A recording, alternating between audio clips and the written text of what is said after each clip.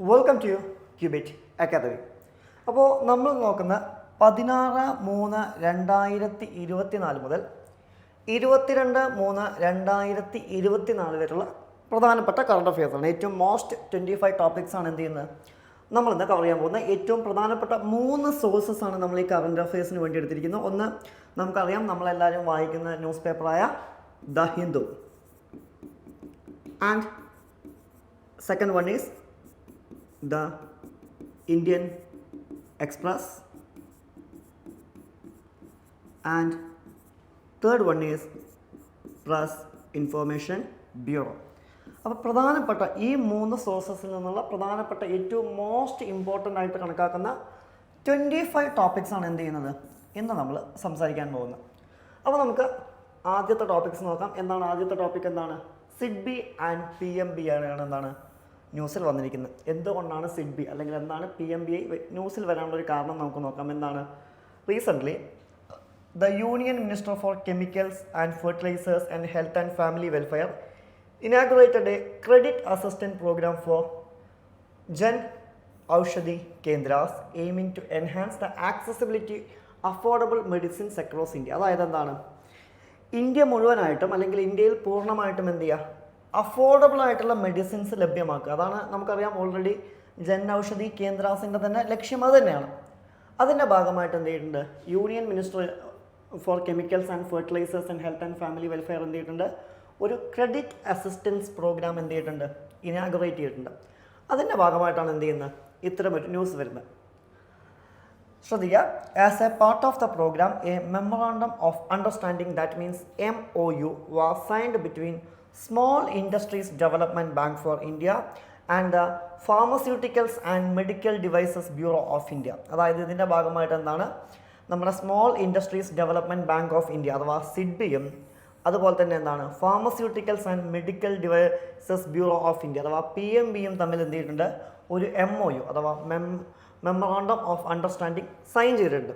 Okay, എന്താണ് ഈ memorandum എന്ന് വെച്ച് കഴിഞ്ഞാൽ എന്താണ്, provide financial assistance and support infrastructure development for Jan Aushadhi കേന്ദ്രാസ്. ഇവർക്ക് എന്ത് ചെയ്യുക, അതായത് ജൻ ഔഷധി കേന്ദ്രാസിന് എന്ത് കൊടുക്കുക, ഫൈനാൻഷ്യൽ അസിസ്റ്റൻസ് അതുപോലെ തന്നെ ഇൻഫ്രാസ്ട്രക്ചർ സപ്പോർട്ടൊക്കെ കൊടുക്കുക. അതിൻ്റെ ഭാഗമായിട്ടാണ് എന്ത് ചെയ്യുന്നത്, നിലവിൽ സിഡ്ബിയും PMBയും തമ്മിൽ എന്ത് ചെയ്തിട്ടുണ്ട്, ഒരു MOUയിൽ ഒപ്പുവെച്ചിരിക്കുന്നത്. അതാണ് ഇത് ന്യൂസിൽ വരാനുള്ളൊരു കാരണം. നമുക്ക് നോക്കാം എന്താണ് സിഡ്ബി എന്നതുകൊണ്ട് ഉദ്ദേശിക്കുന്നത്. ഓക്കെ, എന്താണ് പ്രധാനമായിട്ടും നമ്മൾ എന്താണ് സിഡ്ബി എന്നതുകൊണ്ട് ഉദ്ദേശിക്കുന്നത്. എന്താണ് സിഡ്ബി എന്ന് പറഞ്ഞു കഴിഞ്ഞാൽ എന്താണ്, small industries development bank of India നമ്മൾ വിളിക്കുന്ന പേരാണ് ഇത് സിഡ്ബി എന്ന് വിളിക്കുന്നത്. ഓക്കെ, ഇനി ഇതൊരു പ്രൈമറി ഫൈനാൻഷ്യൽ ഇൻസ്റ്റിറ്റ്യൂഷനാണ് ഏത് എന്ന് വിളിക്കുന്നത്, സിഡ്ബി എന്ന് വിളിക്കുന്ന. ഇവരുടെ പ്രധാനപ്പെട്ട ലക്ഷ്യം എന്താണെന്ന് ചോദിച്ചു കഴിഞ്ഞാൽ എന്താണ്, മൈക്രോ സ്മോൾ മീഡിയം അല്ലേ നമ്മൾ വിളിക്കുന്ന MSMEസിക്ക് എന്ത് ചെയ്യുക, അതിനെ പ്രൊമോട്ട് ചെയ്യുക, അതിൻ്റെ ഫൈനാൻസിങ് അല്ലെങ്കിൽ അതിൻ്റെ ഡെവലപ്മെൻ്റ് ഒക്കെ നോക്കലാണ് ആരുടെ ലക്ഷ്യം എന്ന് വിളിക്കുന്നത് സിഡ്ബിയുടെ ഏറ്റവും പ്രധാനപ്പെട്ട ലക്ഷ്യമായിട്ട് എന്ത് ചെയ്യുന്നത് നമ്മൾ കൺസിഡർ ചെയ്യുന്നത്. ഇനി എന്നാണ് സിഡ്ബി സ്ഥാപിതമാവുന്നതെന്ന് ചോദിച്ചു കഴിഞ്ഞാൽ 1990 എന്ത് ചെയ്യുന്നത് സിഡ്ബി സ്ഥാപിതമാവുന്നതായിട്ട് എന്ത് ചെയ്യാൻ പറ്റുക, നമുക്ക് കാണാൻ പറ്റാം. ആൻഡ് സിഡ്ബി എന്ന് പറയുന്നത് എന്താണ്, the apex regulatory body for licensing and regulating MSME finance companies. അതായത് MSME എന്ന് പറഞ്ഞാൽ നമുക്കറിയാം മൈക്രോ സ്മോൾ മീഡിയം എൻ്റർപ്രൈസസ് ആണ്. ഇവരുടെ എന്താണ് ഒരു അപ്പെക്സ് റെഗുലേറ്ററി ബോഡിയാണ് ഏത് എന്ന് വിളിക്കുന്നത് സിഡ്ബി എന്നുള്ള പേരിൽ എന്ത് ചെയ്യുന്നത് അറിയപ്പെടുന്നത്. അതുപോലെ തന്നെ ഇത് ഏത് മിനിസ്റ്ററുടെ അണ്ടറിലാണ് വരുന്നത് എന്ന് ചോദിച്ചു കഴിഞ്ഞാൽ എന്താണ്, മിനിസ്ട്രി ഓഫ് ഫൈനാൻസ് ആണ്. ശ്രദ്ധിക്കുക, അപ്പോൾ പലപ്പോഴും ചോദിക്കാറുണ്ട് ഓരോ സ്ഥാപനങ്ങൾ തന്ന് ഏത് മിനിസ്റ്ററുടെ അണ്ടറിലാണ് വരുന്നതെന്ന് ചോദിച്ചു കഴിഞ്ഞാൽ ഓർത്ത് വയ്ക്കുക, സിഡ്ബി എന്ന് പറയുന്നത് ഏത് മിനിസ്റ്ററുടെ അണ്ടറിലാണ് വരുന്നത്, മിനിസ്ട്രി ഓഫ് ഫൈനാൻസിൻ്റെ അണ്ടറിലാണ് ആര് വരുന്നതായിട്ട് നമുക്ക് കാണാൻ പറ്റുക, സിഡ്ബി വരുന്നതായിട്ട് എന്ത് ചെയ്യാൻ പറ്റുക നമുക്ക് കാണാൻ പറ്റുക. അതുപോലെ തന്നെ ഇതിൻ്റെ ഹെഡ് ക്വാർട്ടേഴ്സ് എവിടെയാണ് വർക്ക് ചെയ്യുന്നതെന്ന് ചോദിച്ചു കഴിഞ്ഞാൽ എന്താണ്, ലക്നൗവിലാണ് നമുക്ക് ഇവരുടെ ഹെഡ് ക്വാർട്ടേഴ്സ് എന്ത് ചെയ്യാൻ പറ്റുക കാണാൻ പറ്റുക. പിന്നെ പറയുന്ന ഒരു കാര്യം എന്താണ്, SIDBI also support national climate change action plans and promote responsibilities business practices such as energy efficiency, cleaner production and sustainable financing. അതായത് സിഡ്ബി എന്തിനെ കൂടി പ്രൊമോട്ട് ചെയ്യുന്നുണ്ട് എന്ന് ചോദിച്ചു കഴിഞ്ഞാൽ എന്താണ്, ഈ ക്ലൈമറ്റ് ആക്ഷൻ പ്ലാൻസിനെ പ്രൊമോട്ട് ചെയ്യുന്നുണ്ട്, അതുപോലെ തന്നെ ബിസിനസ് പ്രാക്ടീസസിനെ പ്രൊമോട്ട് ചെയ്യുന്നുണ്ട്, അതുപോലെ തന്നെ എനർജി എഫിഷ്യൻസി അല്ലെങ്കിൽ ക്ലീനർ പ്രൊഡക്ഷൻ, അതുപോലെ തന്നെ സസ്റ്റൈനബിൾ ഫൈനാൻസിങ്. ഇതിനൊക്കെ ഓൾറെഡി ആദ്യം സപ്പോർട്ട് ചെയ്യുന്നതായിട്ട് നമുക്ക് കാണാൻ പറ്റും. ഇതിനൊക്കെ ഓൾറെഡി സിഡ്ബി സപ്പോർട്ട് ചെയ്യുന്നതായിട്ട് എന്ത് ചെയ്യാൻ പറ്റും നമുക്ക് കാണാൻ പറ്റുമെന്നുള്ളതുമാരുടെ പ്രത്യേകതയാണ്, സിഡ്ബിയുടെ പ്രത്യേകതയാണ്. ആൻഡ് നെക്സ്റ്റ് നോക്കാവുന്നതാണ് ഇത് PMBI. PMBA എന്ന് പറയുന്നത് എന്താണ്? ഒരു ഗവൺമെൻറ് ഏജൻസിയാണ് ഏത് PMBA എന്ന് വിളിക്കുന്നത്. ഇനി PMBA എന്താണ് ചെയ്യുന്നതെന്ന് വെച്ച് കഴിഞ്ഞാൽ PMBAയുടെ പ്രധാനപ്പെട്ട ജോലി എന്ന് വിളിക്കുന്ന കോർഡിനേഷനാണ്. അതായത് എന്താണ്? Supply, procurement and marketing generic drugs through the PMBJKs. അതായത് എന്താണ്? ഇതിനെ കോർഡിനേറ്റ് ചെയ്ത് എന്ത് ചെയ്യുക? പ്രധാനമന്ത്രി ജനൌഷധി കേന്ദ്രത്തിലേക്ക് എത്തിക്കുക എന്നുള്ളതാണ്. ഓക്കെ, ഇനി PMBA ഏതിൻ്റെ ഭാഗമാണ് എന്ന് വെച്ച് കഴിഞ്ഞാൽ എന്താണ്? ഡിപ്പാർട്ട്മെൻറ്റ് ഓഫ് ഫാർമസ്യൂട്ടിക്കൽസിൻ്റെ ഭാഗമാണ് ഏത് എന്ന് വിളിക്കുന്ന PMBA. ചിലപ്പോൾ ചോദിക്കാം PMBA ഏതിൻ്റെ ഭാഗമായിട്ടാണ് പ്രവർത്തിക്കുന്നത് എന്ന് വെച്ച് കഴിഞ്ഞാൽ ഏതിൻ്റെ ഭാഗമായിട്ടാണ്? ഡിപ്പാർട്ട്മെൻറ്റ് ഓഫ് ഫാർമസ്യൂട്ടിക്കൽസിൻ്റെ ഭാഗമായിട്ടാണ് ആര് പ്രവർത്തിക്കുന്നതായിട്ട് നമുക്ക് കാണാൻ പറ്റുക? PMBA പ്രവർത്തിക്കുന്നതായിട്ട് എന്ത് ചെയ്യാൻ പറ്റുക? നമുക്ക് കാണാൻ പറ്റുക എന്നുള്ളത് PMBAയുടെ എന്താണ് പ്രത്യേകതയാണ്. ക്ലിയർ? ആൻഡ് നെക്സ്റ്റ് ന്യൂസ് ഏതിനെക്കുറിച്ചാണ്? ഇൻ്റർനാഷണൽ നാർക്കോട്ടിക്സ് ബ്യൂറോ അല്ലേ? ഇൻ്റർനാഷണൽ നാർക്കോട്ടിക്സ് കൺട്രോൾ ബ്യൂറോനെ കുറിച്ചാണ് എന്താ നെക്സ്റ്റ് ന്യൂസ്. എന്താണ് ഇത് ന്യൂസിൽ വരാനുള്ള കാരണം? Recently the international narcotics control board in 2023 annual report highlighted that online drug trafficking has been increased in the availability of drugs on the illicit market. അതായത് എന്താണ്? 2023 ഓക്കെ 2023 ഇൻ്റർനാഷണൽ നാർക്കോട്ടിക്സ് കൺട്രോൾ ബോർഡിൻ്റെ റിപ്പോർട്ടുകൾ പ്രകാരം എന്ത് ചെയ്യുന്നുണ്ട്? ഓൺലൈനായിട്ട് എന്ത് വർദ്ധിക്കുന്നുണ്ട് എന്നാണ് പറയുന്നത്? Drug trafficking. ഇപ്പോൾ ഉദാഹരണമായിട്ട് പലപ്പോഴും നമ്മൾ കേട്ടിട്ടുള്ളൊരു പേരായിരിക്കും ഈ ഡാർക്ക് വെബ് എന്നൊക്കെ പറയുന്നത് അല്ലേ? എന്താണ് ഡാർക്ക് വെബ്? ചിലപ്പോൾ ഡാർക്ക് വെബ് വഴിയായിരിക്കാം, അല്ലെങ്കിൽ നമ്മളിന്ന് കാണുന്ന നമ്മൾ സാധാരണ ബ്രൗസ് ചെയ്യുന്ന വെബുകൾ വഴിയായിരിക്കാം. അങ്ങനെ പല രീതിയിൽ എന്ത് ചെയ്യുന്നുണ്ട് എന്നാണ് പറയുന്നത്? ഓൺലൈൻ വഴിയിട്ടുള്ള ഡ്രഗിങ്ങിൻ്റെ ട്രാഫിക്കിംഗ് എന്ത് ചെയ്യുന്നുണ്ട്? വർദ്ധിക്കുന്നുണ്ട് എന്നുള്ളതാണ് ആരുടെ റിപ്പോർട്ട്? ഇൻ്റർനാഷണൽ നാർക്കോട്ടിക്സ് കൺട്രോൾ ബോർഡിൻ്റെ റിപ്പോർട്ട്. ഓക്കെ, അതാണ് എന്താണ് ഈ ഒരു സ്ഥാപനം എന്താണ് ന്യൂസിൽ വരാൻ കാരണം. നമുക്ക് നോക്കാം. ഇൻ്റർനാഷണൽ നാർക്കോട്ടിക്സ് കൺട്രോൾ ബോർഡ് ഇതെന്താണ്? Independent and quasi judicial monitoring ബോഡിയാണ് ഏത് എന്ന് വിളിക്കുന്നത്? ഈ ഇൻ്റർനാഷണൽ നാർക്കോട്ടിക്സ് കൺട്രോൾ ബോർഡ് എന്ന് വിളിക്കുന്നത്. അപ്പോൾ നമുക്ക് തോന്നാം എന്താണ് ഈ ക്വാസി ജുഡീഷ്യൽ ബോഡി എന്നതുകൊണ്ട് നമ്മൾ എന്താണ് ഉദ്ദേശിക്കുന്നത്?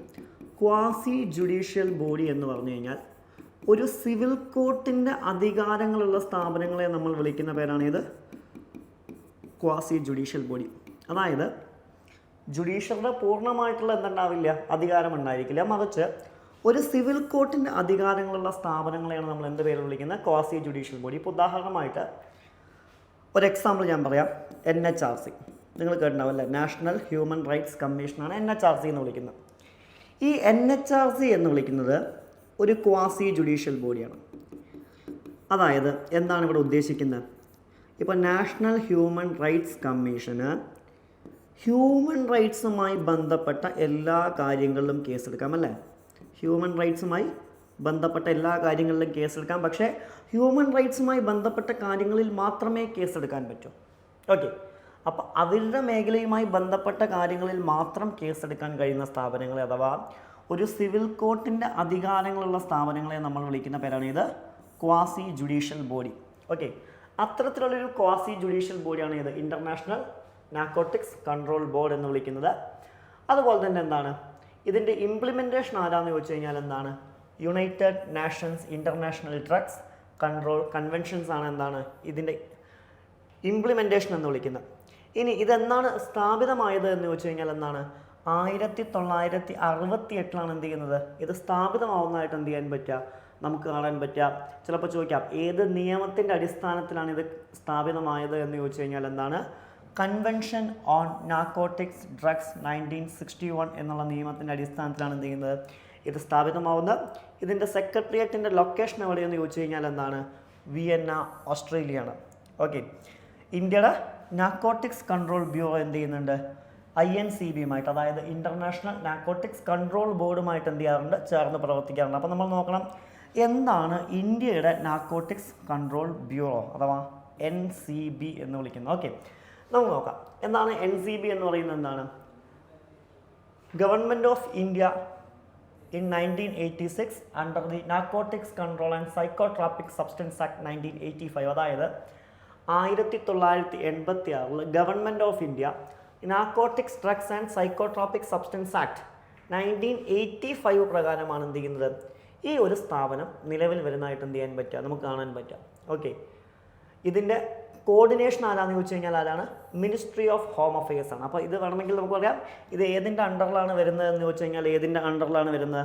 മിനിസ്ട്രി ഓഫ് ഹോം അഫയേഴ്സിൻ്റെ അണ്ടറിലാണ് വരുന്നതായിട്ട് എന്ത് ചെയ്യാൻ പറ്റുക, നമുക്ക് കാണാൻ പറ്റുക.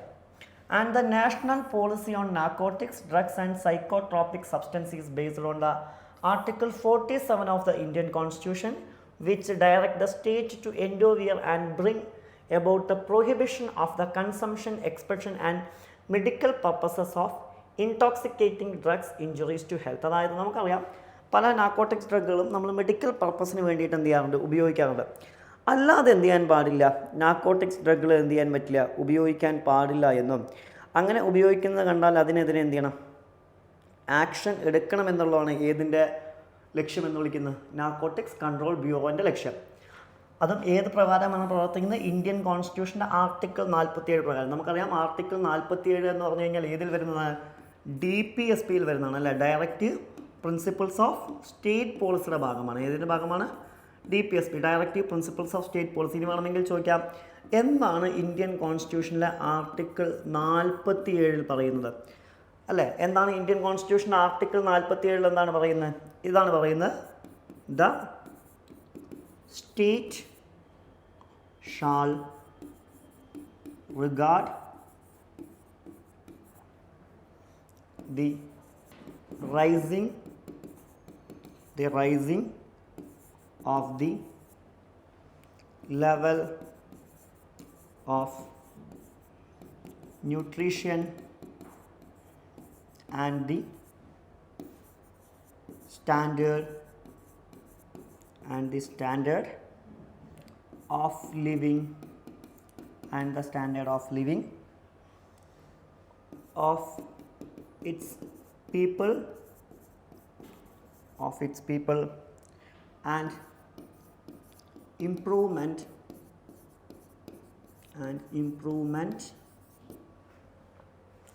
of public health as among primary duties. ഇതാണ് ഇന്ത്യൻ കോൺസ്റ്റിറ്റ്യൂഷൻ്റെ ആർട്ടിക്കിൾ 47 പറയുന്നതായിട്ട് എന്ത് ചെയ്യാൻ പറ്റുക, നമുക്ക് കാണാൻ പറ്റും. അതായത് എന്താണ് പറയുന്നത്, ഒരു സ്റ്റേറ്റിൻ്റെ ചുമതലയാണ് ഏത് എന്ന് വിളിക്കുന്നത്, അതായത് ആ രാജ്യത്ത് ജീവിക്കുന്ന ആളുകളുടെ സ്റ്റാൻഡേർഡ് ഓഫ് ലിവിങ്, അതുപോലെ തന്നെ അവർക്ക് കൃത്യമായി ന്യൂട്രീഷൻ കിട്ടുന്നുണ്ടോ എന്ന് നോക്കുക. അതുപോലെ തന്നെ എന്താണ് പബ്ലിക് ഹെൽത്തൊക്കെ നോക്കുന്ന ആരുടെ ചുമതലയാണെന്ന് ചോദിച്ചു കഴിഞ്ഞാൽ ആരുടെ ചുമതലയാണ്? ആ സ്റ്റേറ്റിൻ്റെ ചുമതലയാണ്. അതിൻ്റെ ഭാഗമായിട്ട് തന്നെയാണ് എന്ത് ചെയ്യുന്നത്, നാർക്കോട്ടിക്സ് കൺട്രോൾ ബ്യൂറോ പ്രവർത്തിക്കുന്നതായിട്ട് എന്ത് ചെയ്യാൻ പറ്റുക, നമുക്ക് കാണാൻ പറ്റുക. അവരുടെ ലക്ഷ്യങ്ങൾ എന്താണ്? ഇത്തരത്തിലുള്ള ഇല്ലീഗൽ ആക്ടിവിറ്റീസ് നടക്കുന്നുണ്ടെങ്കിൽ അല്ലെങ്കിൽ എന്താണ് നമ്മുടെ ഹെൽത്തിന് ഓപ്പോസിറ്റ് ആയിട്ടുള്ള കാര്യങ്ങൾ വിൽക്കുന്നുണ്ടെങ്കിൽ അല്ലെങ്കിൽ സെല്ല് ചെയ്യുന്നുണ്ടെങ്കിൽ അതിനെ ഒഴിവാക്കുക എന്നുള്ളത് പൂർണ്ണമായിട്ടും ആരുടെ ജോലിയാണ്? നാർക്കോട്ടിക്സ് കൺട്രോൾ ബ്യൂറോൻ്റെ എന്താണ് ജോലിയാണ്. അതിൻ്റെ അടിസ്ഥാനത്തിലാണ് എന്ത് ചെയ്യുന്നത്, ഇവർ പ്രവർത്തിക്കുന്നതായിട്ട് എന്ത് ചെയ്യാൻ പറ്റുക, നമുക്ക് കാണാൻ സാധിക്കുക. ക്ലിയർ? അപ്പോൾ ചോദിക്കാം, എന്താണ് നാർക്കോട്ടിക്സ് കൺട്രോൾ ബ്യൂറോ നിലവിൽ വന്നത്, അല്ലെങ്കിൽ ഇന്ത്യൻ കോൺസ്റ്റിറ്റ്യൂഷൻ ആർട്ടിക്കിൾ 47 എന്താണ്, അല്ലെങ്കിൽ ഏത് മിനിസ്റ്ററുടെ അണ്ടറിലാണ് ഇത് പ്രവർത്തിക്കുന്നത്? ഇത്തരം ചോദ്യങ്ങളൊക്കെ എന്ത് ചെയ്യാറുണ്ട്, സാധാരണഗതിയിൽ വേണമെങ്കിൽ എന്ത് ചെയ്യാം, എക്സാമെന്ന് ചോദിക്കാം എന്നുള്ളതാണ്. ഓക്കെ, ഇനി അതുപോലെ തന്നെ എന്താണ് നമ്മൾ പറഞ്ഞു, ഇത്തരം കാര്യങ്ങൾ ആരെങ്കിലും മയക്കുമരുന്ന് മറ്റു കാര്യങ്ങളൊക്കെ ഉപയോഗിക്കുന്ന എന്താണ്, ഒരു വ്യക്തിയുടെ ഹെൽത്തിനെതിരാണ്. അതിനെതിരായിട്ട് നമ്മൾ ഇൻ്റർനാഷണൽ ലെവലിൽ എന്ത് ചെയ്തിട്ടുണ്ട്, പല തരത്തിലുള്ള തീരുമാനങ്ങളും എടുത്തിട്ടുണ്ട്. ഓക്കെ, എന്തൊക്കെയാണ് ആ തീരുമാനങ്ങൾ, അല്ലെങ്കിൽ ഏതൊക്കെ ഇൻ്റർനാഷണൽ ട്രീറ്റീസാണ് ഇതിൻ്റെ ഭാഗമായിട്ട് ഒപ്പുവെച്ചിരിക്കുന്നത് എന്ന് എന്ത് ചെയ്യാം, നമുക്ക് നോക്കാം. അതിലാദ്യത്തേതാണ് ഇത്, United Nations convention on narcotic drugs. ഇത് ഒപ്പുവയ്ക്കുന്ന വർഷം ഏതാണ്? 1961. പിന്നെ രണ്ടാമത്തെ വരുന്നത് എന്താണ്, UN convention against illicit trafficking in narcotics drugs and the psychotropic substance act. ഇതെന്നാണ് ഒപ്പുവയ്ക്കുന്നത് 1988. പിന്നെ വരുന്ന ഏതാണ്, UN convention on psychotropic substance act 1971. And പിന്നെ വരുന്ന ഏതാണ്, UN convention against transnational organised crime, UNTOC ആണ്. ഇതെന്നാണ് ഒപ്പുവയ്ക്കുന്നത് 2000. ചിലപ്പോൾ എന്ത് ചെയ്യാം, എക്സാമിന് ഈ ട്രീറ്റിയും തന്നിട്ട് ഇതിൻ്റെ ഒപ്പുവെച്ച് ഇയറൊക്കെ എന്ത് ചെയ്യാം, ചോദിക്കാൻ സാധ്യതയുണ്ട്. ചിലപ്പോൾ കറണ്ട് അഫയേഴ്സ് ആയിട്ട് എന്ത് ചെയ്യാറുണ്ട്, ആ രീതിയിൽ ചോദ്യങ്ങൾ വരാറുണ്ട്. അപ്പോൾ എന്ത് ചെയ്യാം, ഈ വർഷങ്ങൾ അതായത് ഇമ്പോർട്ടൻ്റ് ആയിട്ടുള്ള ഇത്തരം ആക്ടുകൾ വന്ന വർഷങ്ങൾ നമ്മൾ എന്ത് ചെയ്യണം, തീർച്ചയായിട്ടും നോക്കി വെച്ചിരിക്കണം എന്നുള്ളതാണ്. ക്ലിയർ?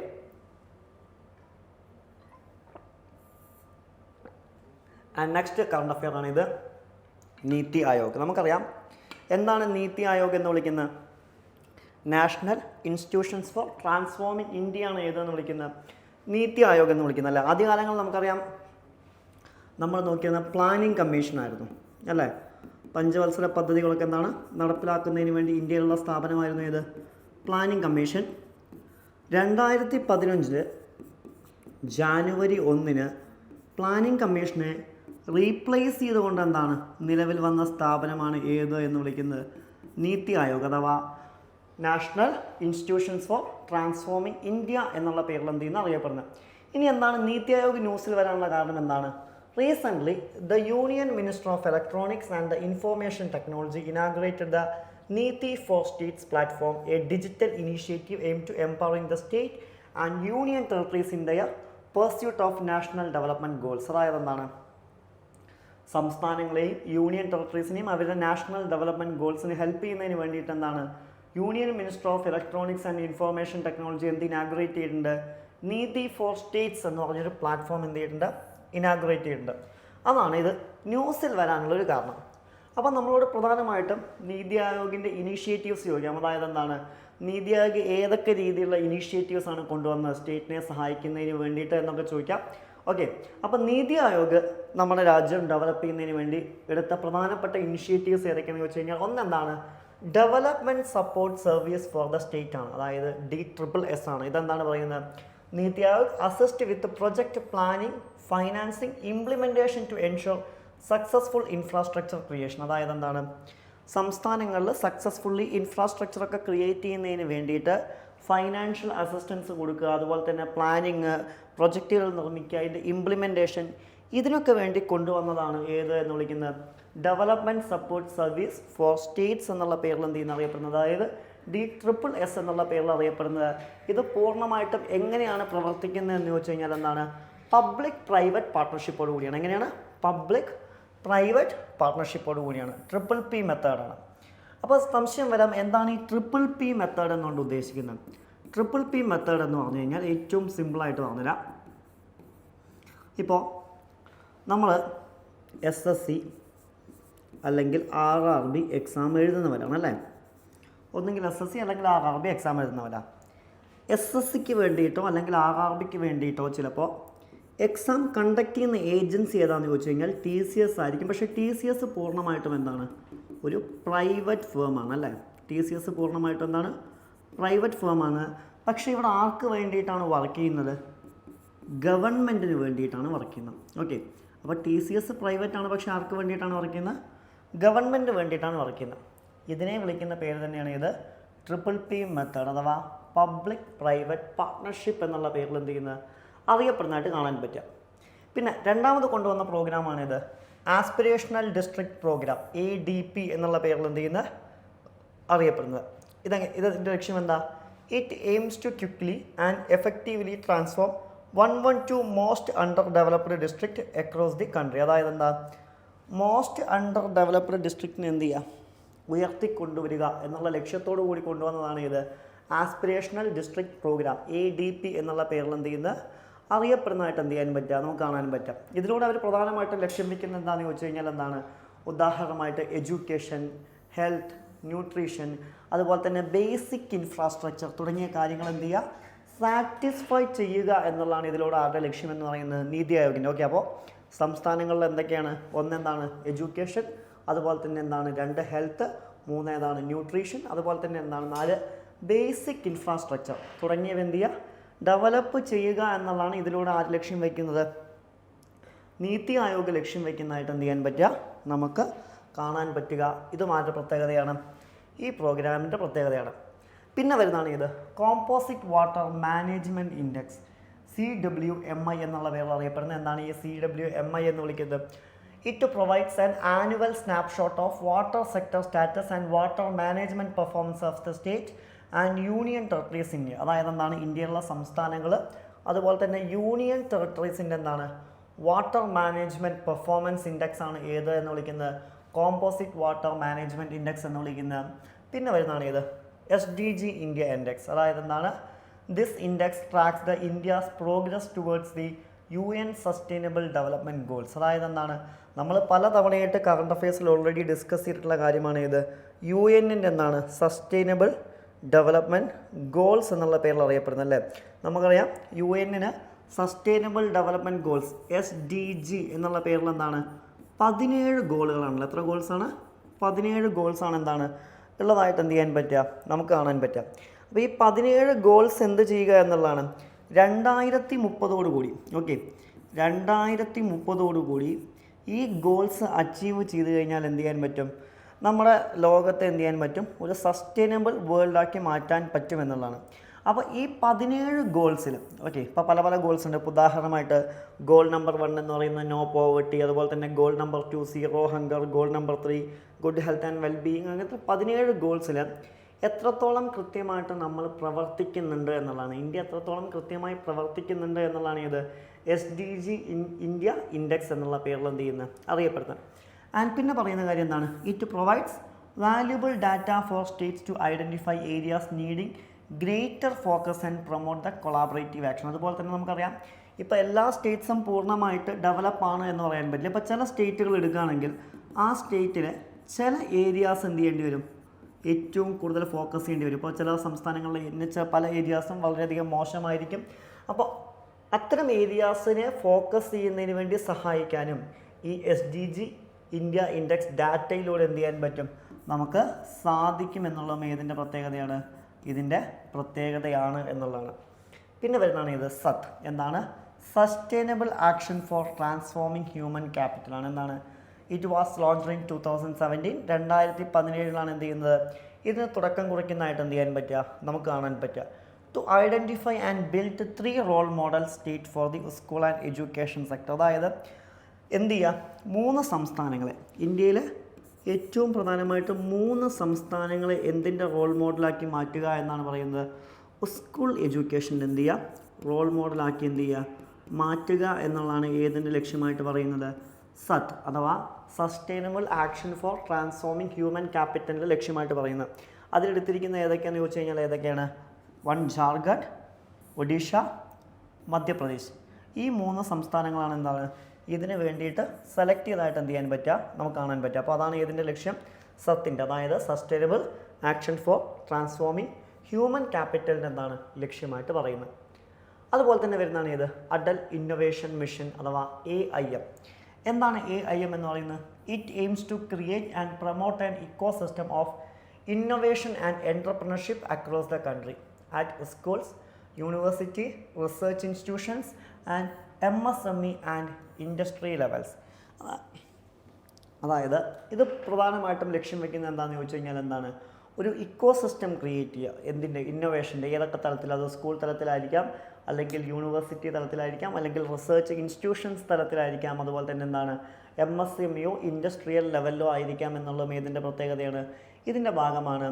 അതുപോലെ തന്നെ ഈ അടുത്ത കാലത്ത് എന്ത് ചെയ്തിരുന്നു, അടൽ ഇന്നൊവേഷൻ മിഷൻ എന്താണ് മെറ്റയുമായി കൊളാബറേറ്റ് ചെയ്തിട്ട് എന്ത് ചെയ്തിരുന്നു, ഫ്രണ്ടിയർ ടെക്നോളജി ലാബ്സ് FTL എന്ത് ചെയ്തിരുന്നു, സ്കൂളുകളിൽ എന്ത് ചെയ്തിട്ടുണ്ട്, ഇൻസ്റ്റാൾ ചെയ്തിട്ടുള്ള എന്ത് ചെയ്യാൻ പറ്റും, നമുക്ക് കാണാൻ പറ്റും. അതുപോലെ തന്നെ എന്ത് ചെയ്തു, ഈ AIM അഥവാ അടൽ ഇന്നൊവേഷൻ മിഷൻ എന്ത് ചെയ്യുന്നു, ഓൾറെഡി 10,000 അടൽ തിങ്കർ ലാബ്സ് എന്ത് ചെയ്തിട്ടുണ്ട്, പല സ്കൂളുകളിലായിട്ട് നാഷണൽ വൈഡായിട്ട് എന്ത് ചെയ്തിട്ടുണ്ട്, കൊണ്ടുവന്നിട്ടുള്ളതായിട്ട് എന്ത് ചെയ്യാൻ പറ്റും, നമുക്ക് കാണാൻ പറ്റുമെന്നുള്ളതും ഏതിൻ്റെ പ്രത്യേകതയാണ്, ഇതിൻ്റെ പ്രത്യേകതയാണ്. അതുപോലെ തന്നെ FTLS and advanced version of ADLS equipped with state of the art infrastructure to empower students in the frontier technologies like AI, VR, AR, blockchain, cyber security, robotics, 3D printing and IoT. അതായത് എന്താണ്, ഇത്തരം മേഖലകളിൽ എന്ത് ചെയ്യുക, സ്റ്റുഡൻസിനെ develop ചെയ്യുക, അല്ലെങ്കിൽ maximum ഏറ്റവും നല്ല രീതിയിൽ എഡ്യൂക്കേഷൻ കൊടുക്കുക എന്നൊക്കെ പറയുന്നത് ആരുടെ പ്രത്യേകതയാണ് എന്ന് വെച്ച് കഴിഞ്ഞാൽ ഇതൊക്കെ ആരുടെ പ്രത്യേകതയാണ്, Atal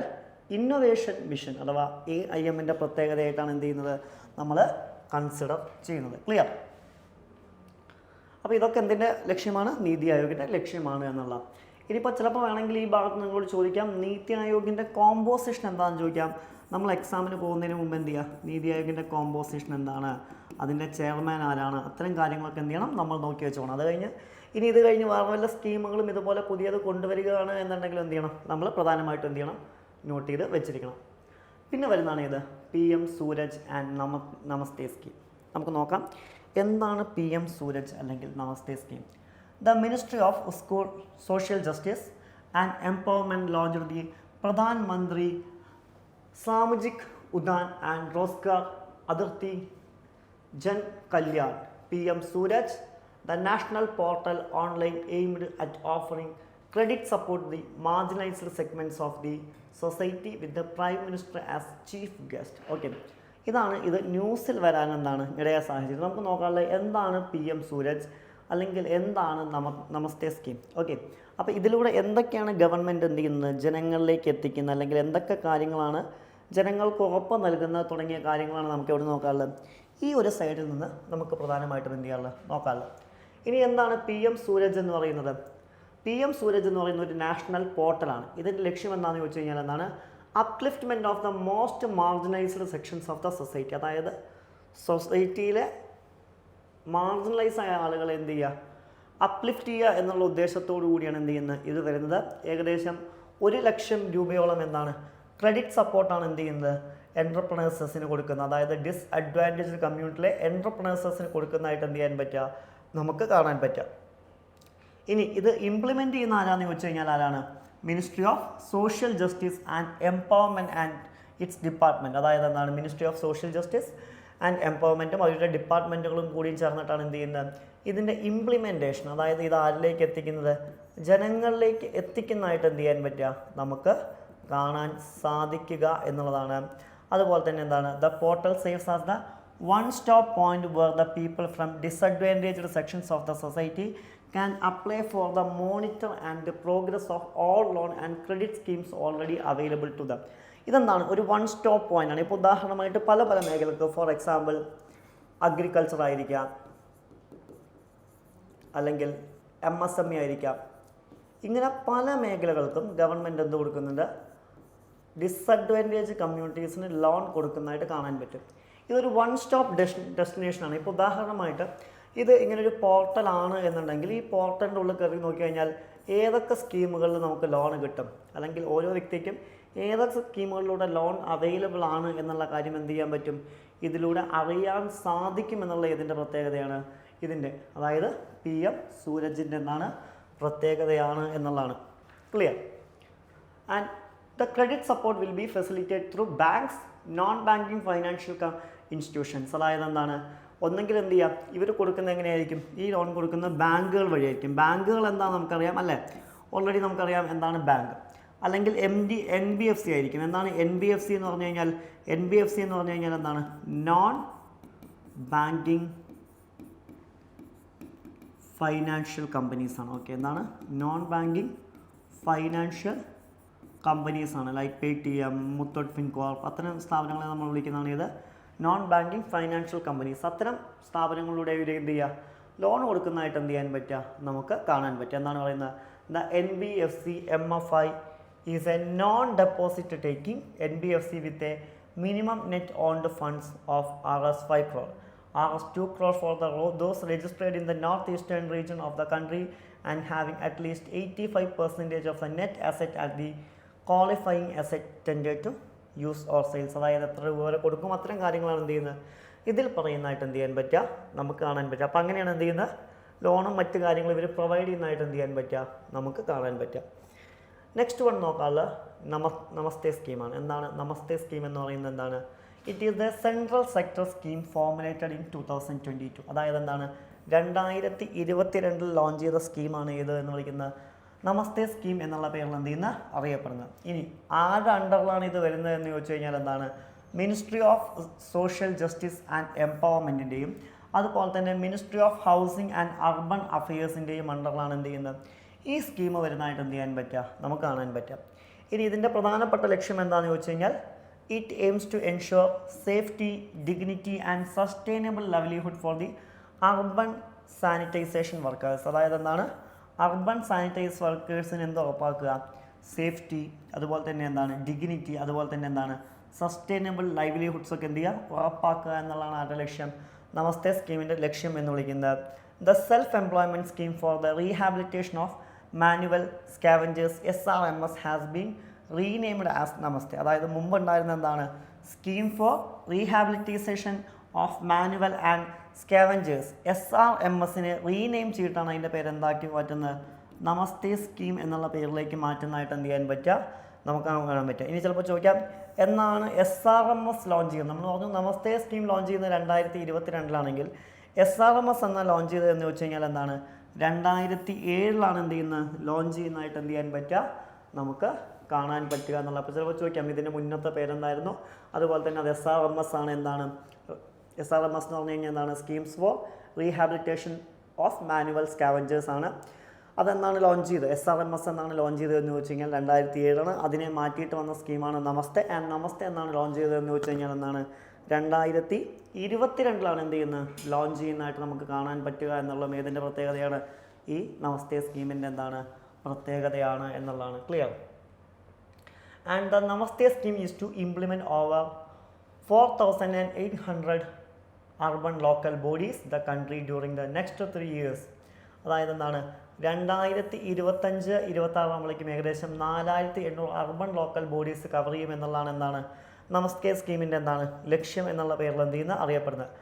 the national Safai Karamchari financial development corporation NSKFD is the implementation agency of Namaste. Okay, അപ്പോൾ ചിലപ്പം ചോദിക്കാം നമസ്തയുടെ ഇംപ്ലിമെൻറ്റേഷൻ ഏജൻസി ഏതാണെന്ന് ചോദിച്ചു കഴിഞ്ഞാൽ ഏതാണ്, NSKFDC ആണ് എന്താണ് നമസ്തയുടെ എന്താണ് ഇംപ്ലിമെൻറ്റേഷൻ ഏജൻസി എന്നുള്ള പേരിൽ എന്ത് ചെയ്യുന്നത് അറിയപ്പെടുന്നതായിട്ട് എന്ത് ചെയ്യാൻ പറ്റുക, നമുക്ക് കാണാൻ സാധിക്കുക. ക്ലിയർ? നെക്സ്റ്റ് വണ്ണാണ് ഇത്, central amends IT rules for interception record destruction. Okay, IT റൂൾസിൽ എന്ത് ചെയ്യാണ്, മാറ്റം വരാൻ പോവാണ്. ശ്രദ്ധിക്കുക, ചിലപ്പോൾ ചോദിക്കുക IT റൂൾസ് എന്നുള്ള സാധാരണയായിട്ട് എന്ത് ചെയ്യാം, സാധാരണ ന്യൂസൊക്കെ വരുമ്പോൾ ചിലപ്പോൾ ചോദിക്കാറുണ്ട്, ഇന്ത്യയിൽ ഇൻഫോർമേഷൻ ടെക്നോളജി ആക്ട് നിലവിൽ വന്ന വർഷം ഏതാണെന്നൊക്കെ ചോദിക്കും. എന്താണ് ഇന്ത്യയിൽ ഇൻഫോർമേഷൻ ടെക്നോളജി ആക്ട് അഥവാ IT ആക്ട് എന്നാണ് നിലവിൽ വന്ന് ചോദിച്ചു കഴിഞ്ഞാൽ എന്താണ് 2000 അതുപോലെ തന്നെ ചിലപ്പോൾ ചോദിക്കാറുണ്ട് ഇതിൽ ഇമ്പോർട്ടൻ്റ് ആയ അമെൻമെൻറ്റ് നടന്ന വർഷം ഏതാണെന്ന് ചോദിക്കാം. ഓക്കെ, ഇതിന് ഇമ്പോർട്ടൻ്റ് ആയിട്ട് അമെൻഡ് ചെയ്ത വർഷം ഏതാണെന്ന് ചോദിക്കാം. എന്താണ് 2008. കാരണം ഈ 2008 IT ആക്ടിലെ സെക്ഷൻ 66A വരുന്നത്, പിന്നീട് അതിനെ ചോദ്യം ചെയ്യുന്നതൊക്കെ. ഓക്കെ, അത് ഓൾറെഡി നമ്മൾ പല ക്ലാസ്സുകളിലായിട്ട് പറഞ്ഞിട്ടുള്ള കാര്യമാണ്, അത് വീണ്ടും റിപ്പീറ്റ് ചെയ്യുന്നില്ല, ഞാൻ ജസ്റ്റ് പറഞ്ഞു തന്നല്ലോ. ഇത്തരം കറണ്ട് അഫയേഴ്സ് വരുമ്പോൾ എന്ത് ചെയ്യാറുണ്ട്, ആ മേഖലകളിൽ നിന്നൊക്കെ എന്താണ് ചോദിക്കാനുള്ള സാധ്യത എന്ന് പറയുന്നതാണ് വളരെയധികം കൂടുതലാണ്. നമുക്ക് ന്യൂസിലേക്ക് പോകാം. എന്താണ് news? The government has amended the information technology IT rules to allow for the home secretary or other bureaucrats in the central to issue directions to destroy the digital records of interception of decrypt information. Okay, ഇതാണ് എന്താണ് ഇത് ന്യൂസിൽ വരാനുള്ളൊരു കാരണം. നമുക്കിതിൻ്റെ ഭാഗമായി വരുന്ന കാര്യങ്ങൾ നോക്കാം. So far it slides with the security agencies such as law enforcement bodies. The amendment outlined a gazette notification by the IT Ministry involves a modification to Section 23 of the Information Technology Procedure and Safeguards for Interception, Monitoring and Decryption of Information Rules 2009. അതായത് എന്താണ് നിലവിൽ എന്താണ് IT ministry എന്ത് ചെയ്തിട്ടുണ്ട്, നിലവിലുള്ള നിയമമായ information technology procedure and safeguards for the interception, monitoring and decryption of information rules 2009 section 23 എന്ത് ചെയ്തിട്ടുണ്ട്, ഒരു മാറ്റം കൊണ്ടുവന്നിട്ടുണ്ട്. എന്താണ് ആ മാറ്റം എന്ന് പറയുന്നത്? Specifically the term security agency has been replaced with component authority and security agencies. അതായത് മുൻപ് അതിൽ ഉപയോഗിച്ചിരുന്ന വാക്ക് സെക്യൂരിറ്റി ഏജൻസി എന്നായിരുന്നുവെങ്കിൽ ഇപ്പം എന്താക്കി മാറ്റിയിട്ടുണ്ട് ആ വാക്ക് competent authority and the security agency എന്നാക്കി മാറ്റിയതായിട്ട് എന്ത് ചെയ്യാൻ പറ്റും, നമുക്ക് കാണാൻ പറ്റും. And granting the central borders power to issue direct for the destruction of digital evidence. Okay, ഇത് ഡിസ്ട്രക്ട് ചെയ്യാനുള്ള അധികാരം ആർക്ക് കൊടുക്കുന്നുണ്ട്, ഇതിൻ്റെ ഹെഡിലേക്ക് കൊടുക്കുന്നതായിട്ട് കാണാൻ പറ്റും. അതാണ് വന്നിരിക്കുന്ന ചെറിയൊരു മാറ്റം എന്ന് പറയുന്നത്. ആ ഒരു മാറ്റമാണ് എന്ത് ചെയ്തിരിക്കുന്നത്, നിലവിൽ IT റൂൾസിൽ വന്നിട്ടുള്ളതായിട്ട് എന്ത് ചെയ്യാൻ പറ്റുക, നമുക്ക് കാണാൻ പറ്റുക. ഓക്കെ, റൂൾസ് 23 എന്ന് പറയുന്നത് എന്താണ്? The law mandates that all records including electronic ones related to interception, monitoring or decryption of the information must be destroyed by the security agencies every 6 months unless deemed necessary for the functional purposes. അതായത് section 23 എന്താ പറയുന്നത് വെച്ച് കഴിഞ്ഞാൽ നമ്മുടെ പ്രധാനപ്പെട്ട security agencies ഓരോ 6 മാസം കൂടുമ്പോഴും എന്ത് ചെയ്യണം, ഇത്തരം ഡാറ്റാസ് എന്ത് ചെയ്യണം, ഡിസ്ട്രോയ് ചെയ്ത് കളയണം. അതാണ് ഇതിൽ പറയുന്നത് റൂൾ 23 പറയുന്നതായിട്ട് എന്ത് ചെയ്യാൻ പറ്റുക, നമുക്ക് കാണാൻ പറ്റുക. അതിലാണ് നിലവിൽ എന്ത് ചെയ്തിട്ടുള്ള ഒരു മാറ്റം കൊണ്ടുവന്നിട്ടുള്ളതായിട്ട് കാണാൻ പറ്റുക. അതിൻ്റെ ഭാഗമായിട്ടാണ് എന്ത് ചെയ്യുന്നത്, ഇത്തരം ഒരു ന്യൂസ് എന്ത് ചെയ്തിട്ടുള്ളത് വന്നിട്ടുള്ളത്. Clear. And next one, India's first green hydrogen plant in the stainless steel sector. Okay, അപ്പോൾ അടുത്ത കറണ്ട് അഫെയറും ഏതുമായി ബന്ധപ്പെട്ട് കിടക്കുന്നു എന്ന് വെച്ച് കഴിഞ്ഞാൽ ഏതുമായിട്ടാണ്, ഇന്ത്യസ് ഫസ്റ്റ് ഗ്രീൻ ഹൈഡ്രജൻ പ്ലാന്റുമായിട്ടാണ് എന്ത് ചെയ്യുന്നത്, ബന്ധപ്പെട്ട് കിടക്കുന്നത്. ഇതെവിടെയാണ് വരുന്നത്, ഏത് സെക്ടറിലാണ് വെച്ച് കഴിഞ്ഞാൽ എന്താണ്, സ്റ്റെയിൻലെസ് സ്റ്റീൽ സെക്ടറിലാണ് വരുന്നത്. നമുക്ക് നോക്കാം എന്താണ് ന്യൂസ്. എന്താണ്, recently the union minister four steel virtually inaugurated India's first green hydrogen plant in the stainless steel sector located in the Jindal Stainless Limited, Hisar. It is the world's first off-grid green hydrogen plant dedicated to the stainless steel industry. ഇത് ന്യൂസിൽ വരാനുള്ള കാരണം എന്താണ്, നിലവിൽ എന്താണ്, union minister four steel എന്ത് ചെയ്തിട്ടുണ്ട്, virtually എന്ത് ചെയ്തിട്ടുണ്ട്, ഇന്ത്യയുടെ ഫസ്റ്റ് ഗ്രീൻ ഹൈഡ്രജൻ പ്ലാന്റ് എന്ത് ചെയ്തു, ഉദ്ഘാടനം ചെയ്തു. എവിടെയാണ് ഇതിൻ്റെ ലൊക്കേഷൻ എന്ന് പറഞ്ഞാൽ എന്താണ്, ജിൻഡാൽ സ്റ്റെയിൻലെസ് ലിമിറ്റഡ്, ഹിസാറിലാണ്. ഇതിൻ്റെ പ്രത്യേകത എന്താണെന്ന് വെച്ച് കഴിഞ്ഞാൽ എന്താണ്, ലോകത്തിലെ തന്നെ ആദ്യത്തെ എന്താണ് off grid green hydrogen plant ആണ് കൊടുത്തിരിക്കുന്ന. ആർക്ക് വേണ്ടിയിട്ട്, സ്റ്റെയിൻലെസ് സ്റ്റീൽ ഇൻഡസ്ട്രിക്ക് വേണ്ടിയിട്ട്. ഇതാണ് ഇതിൻ്റെ പ്രത്യേകത എന്ന് വിളിക്കുന്നത്. നമുക്ക് നോക്കാം. Conventionally steel production relieves heavily on call, A major source of green houses gases. This dependence is problematic for India's environmental goals. Green hydrogen offers a cleaner alternative. അതായത് എന്താണെന്ന് ചോദിച്ചു കഴിഞ്ഞാൽ, ഉദാഹരണമായിട്ട് ഈ സ്റ്റീൽ ഇൻഡസ്ട്രീസിലൊക്കെ നമ്മൾ പ്രധാനമായിട്ടും എന്ത് ചെയ്യുന്നുണ്ട്, വലിയ രീതിയിൽ കോളൊക്കെ ഉപയോഗിക്കുന്നുണ്ട്. ഈ കോൾ എന്ന് വിളിക്കുന്നതൊക്കെ എന്താണ്, ഒരു ഗ്രീൻ ഹൗസ് ഗ്യാസ് ആണ്, ഏറ്റവും വലിയ സോഴ്സാണ്. പക്ഷേ ഗ്രീൻ ഹൈഡ്രജൻ എന്താണെന്ന് പറഞ്ഞു കഴിഞ്ഞാൽ എന്താണ്, നമ്മൾ കഴിഞ്ഞ ക്ലാസ്സിൽ പറഞ്ഞിരുന്നു, ഈ കോളൊക്കെ ഉപയോഗിക്കുന്ന സമയത്ത് എന്ത് ചെയ്യും, നമുക്ക് നമ്മുടേതായിട്ടുള്ള ചില എൻവിയോൺമെൻറ്റ് ഗോൾസ് ഉണ്ട്. പ്രകൃതി എത്രത്തോളം പ്രൊട്ടക്റ്റ് ചെയ്യണം എന്ന് പറഞ്ഞിട്ടുള്ള നമുക്ക് നമ്മുടേതായ ചില എൻവിയോൺമെൻറ്റൽ ഗോൾസ് ഉണ്ട്. പക്ഷേ ഈ കോളൊക്കെ ഉപയോഗിക്കുന്ന സമയത്ത് വലിയ വലിയ ഇൻഡസ്ട്രീസിൽ ഈ കോളൊക്കെ ഉപയോഗിക്കുന്ന സമയത്ത് എന്ത് ചെയ്യും, നമുക്ക് പ്രധാനമായിട്ടും ആ ഗോൾസിൻ്റെ ലക്ഷ്യം പൂർത്തീകരിക്കാൻ പറ്റാതെ വരും. അതിന് പകരം എന്ത് ചെയ്യുക, ഗ്രീൻ ഹൈഡ്രജൻ ഉപയോഗിക്കുക എന്നുള്ളതാണ്. എന്താണ് ഗ്രീൻ ഹൈഡ്രജൻ എന്ന് പറഞ്ഞു കഴിഞ്ഞാൽ, ഓൾറെഡി നമ്മൾ ഇതിനു മുമ്പും പറഞ്ഞിട്ടുണ്ട്. അതായത് ഹൈഡ്രജൻ നമുക്ക് ഭൂമിയിൽ നിന്ന് കിട്ടുന്ന ഫോം ഏതാണെന്ന് ചോദിച്ചു കഴിഞ്ഞാൽ ഏതാണ്, H2O എന്നുള്ള ഫോമിലാണ് അല്ലേ. ഈ ഫോമിലാണ് നമുക്ക് എന്ത് ചെയ്യുക, ഹൈഡ്രജൻ കിട്ടുന്നത്.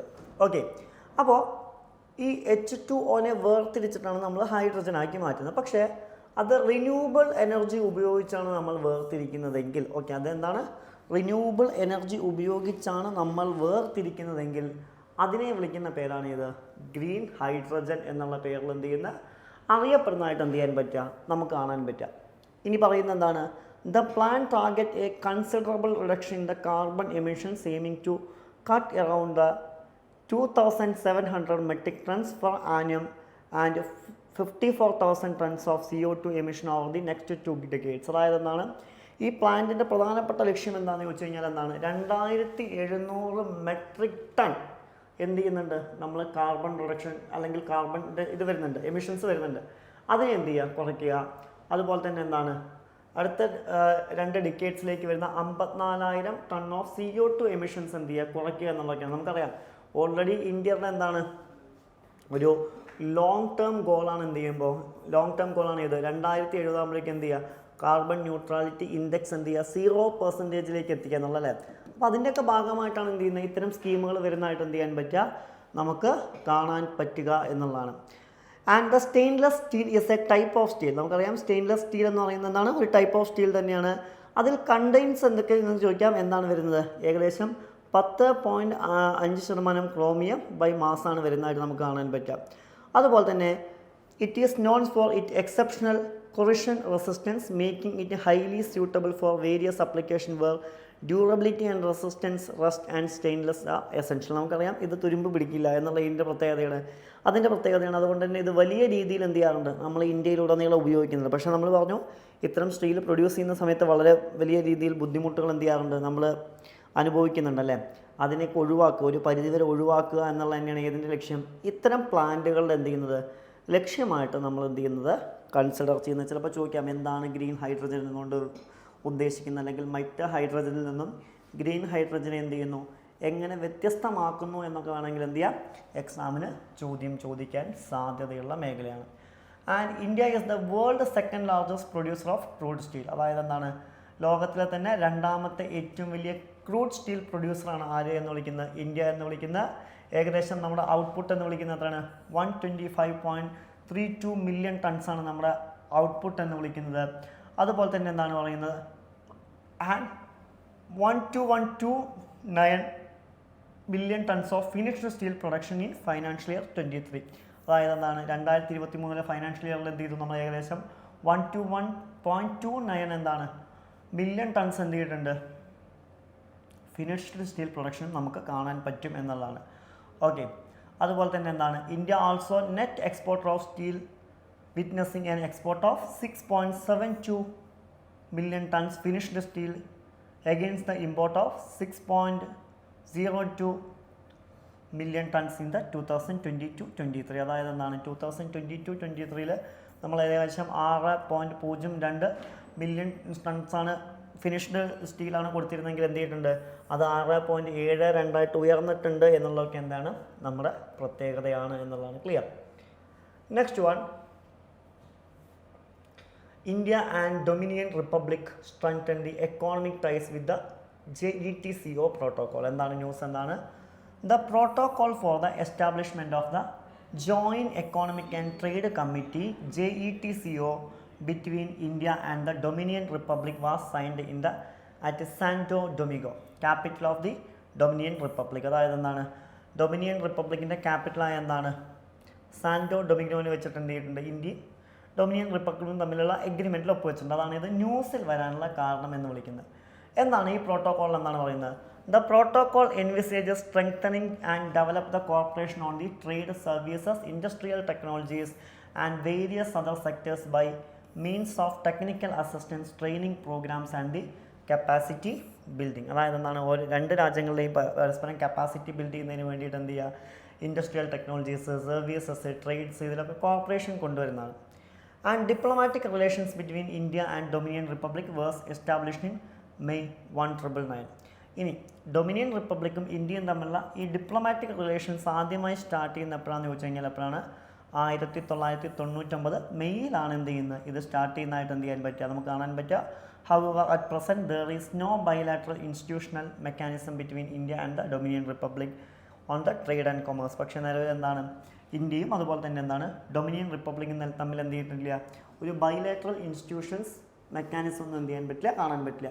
ഇന്ത്യയുടെ പ്രൈമറി ഗോൾസ് എന്താണെന്ന് ചോദിച്ചു കഴിഞ്ഞാൽ എന്താണ്, import gold from the dominion republic and export the pharmaceuticals, marine products, motor vehicles, 2-3 wheelers. അതായത് എന്ത് ചെയ്യുക, നമ്മൾ പ്രധാനമായിട്ടും ഇവിടുന്ന് ഇമ്പോർട്ട് ചെയ്യുന്നത് എന്താണ്, അതായത് ഇറക്കുമതി ചെയ്യുന്നത് എന്താണെന്ന് ചോദിച്ചു കഴിഞ്ഞാൽ നമ്മൾ പ്രധാനമായിട്ടും ഇറക്കുമതി ചെയ്യുന്നത് എന്താണ്, ഗോൾഡാണ് നമ്മൾ എന്ത് ചെയ്യുന്നത്, ഡൊമിനിയൻ റിപ്പബ്ലിക്കിൽ നിന്ന് എന്ത് ചെയ്യുന്നത്, ഇറക്കുമതി ചെയ്യുന്നതായിട്ട് നമുക്ക് കാണാൻ പറ്റുക. അതേസമയം നമ്മൾ പ്രധാനമായിട്ടും ഏതിൻ്റെയൊക്കെ എക്സ്പോർട്ടാണ് ലക്ഷ്യം വയ്ക്കുന്നത് എന്ന് ചോദിച്ചു കഴിഞ്ഞാൽ എന്താണ്, ഫാർമസ്യൂട്ടിക്കൽസ്, അതുപോലെ തന്നെ മറൈൻ പ്രൊഡക്ട്സ്, അതുപോലെ തന്നെ മോട്ടോർ വെഹിക്കിൾസ്, അതുപോലെ തന്നെ 2-3 വീലേഴ്സ്, ഇതൊക്കെയാണ് എന്ത് ചെയ്യുന്നത് പ്രധാനമായിട്ട് നമുക്ക് ഇന്ത്യയിൽ നിന്ന് അങ്ങോട്ട് എക്സ്പോർട്ട് ചെയ്യാൻ നമ്മൾ എന്ത് ചെയ്യുന്നത് ശ്രമിക്കുന്നത്.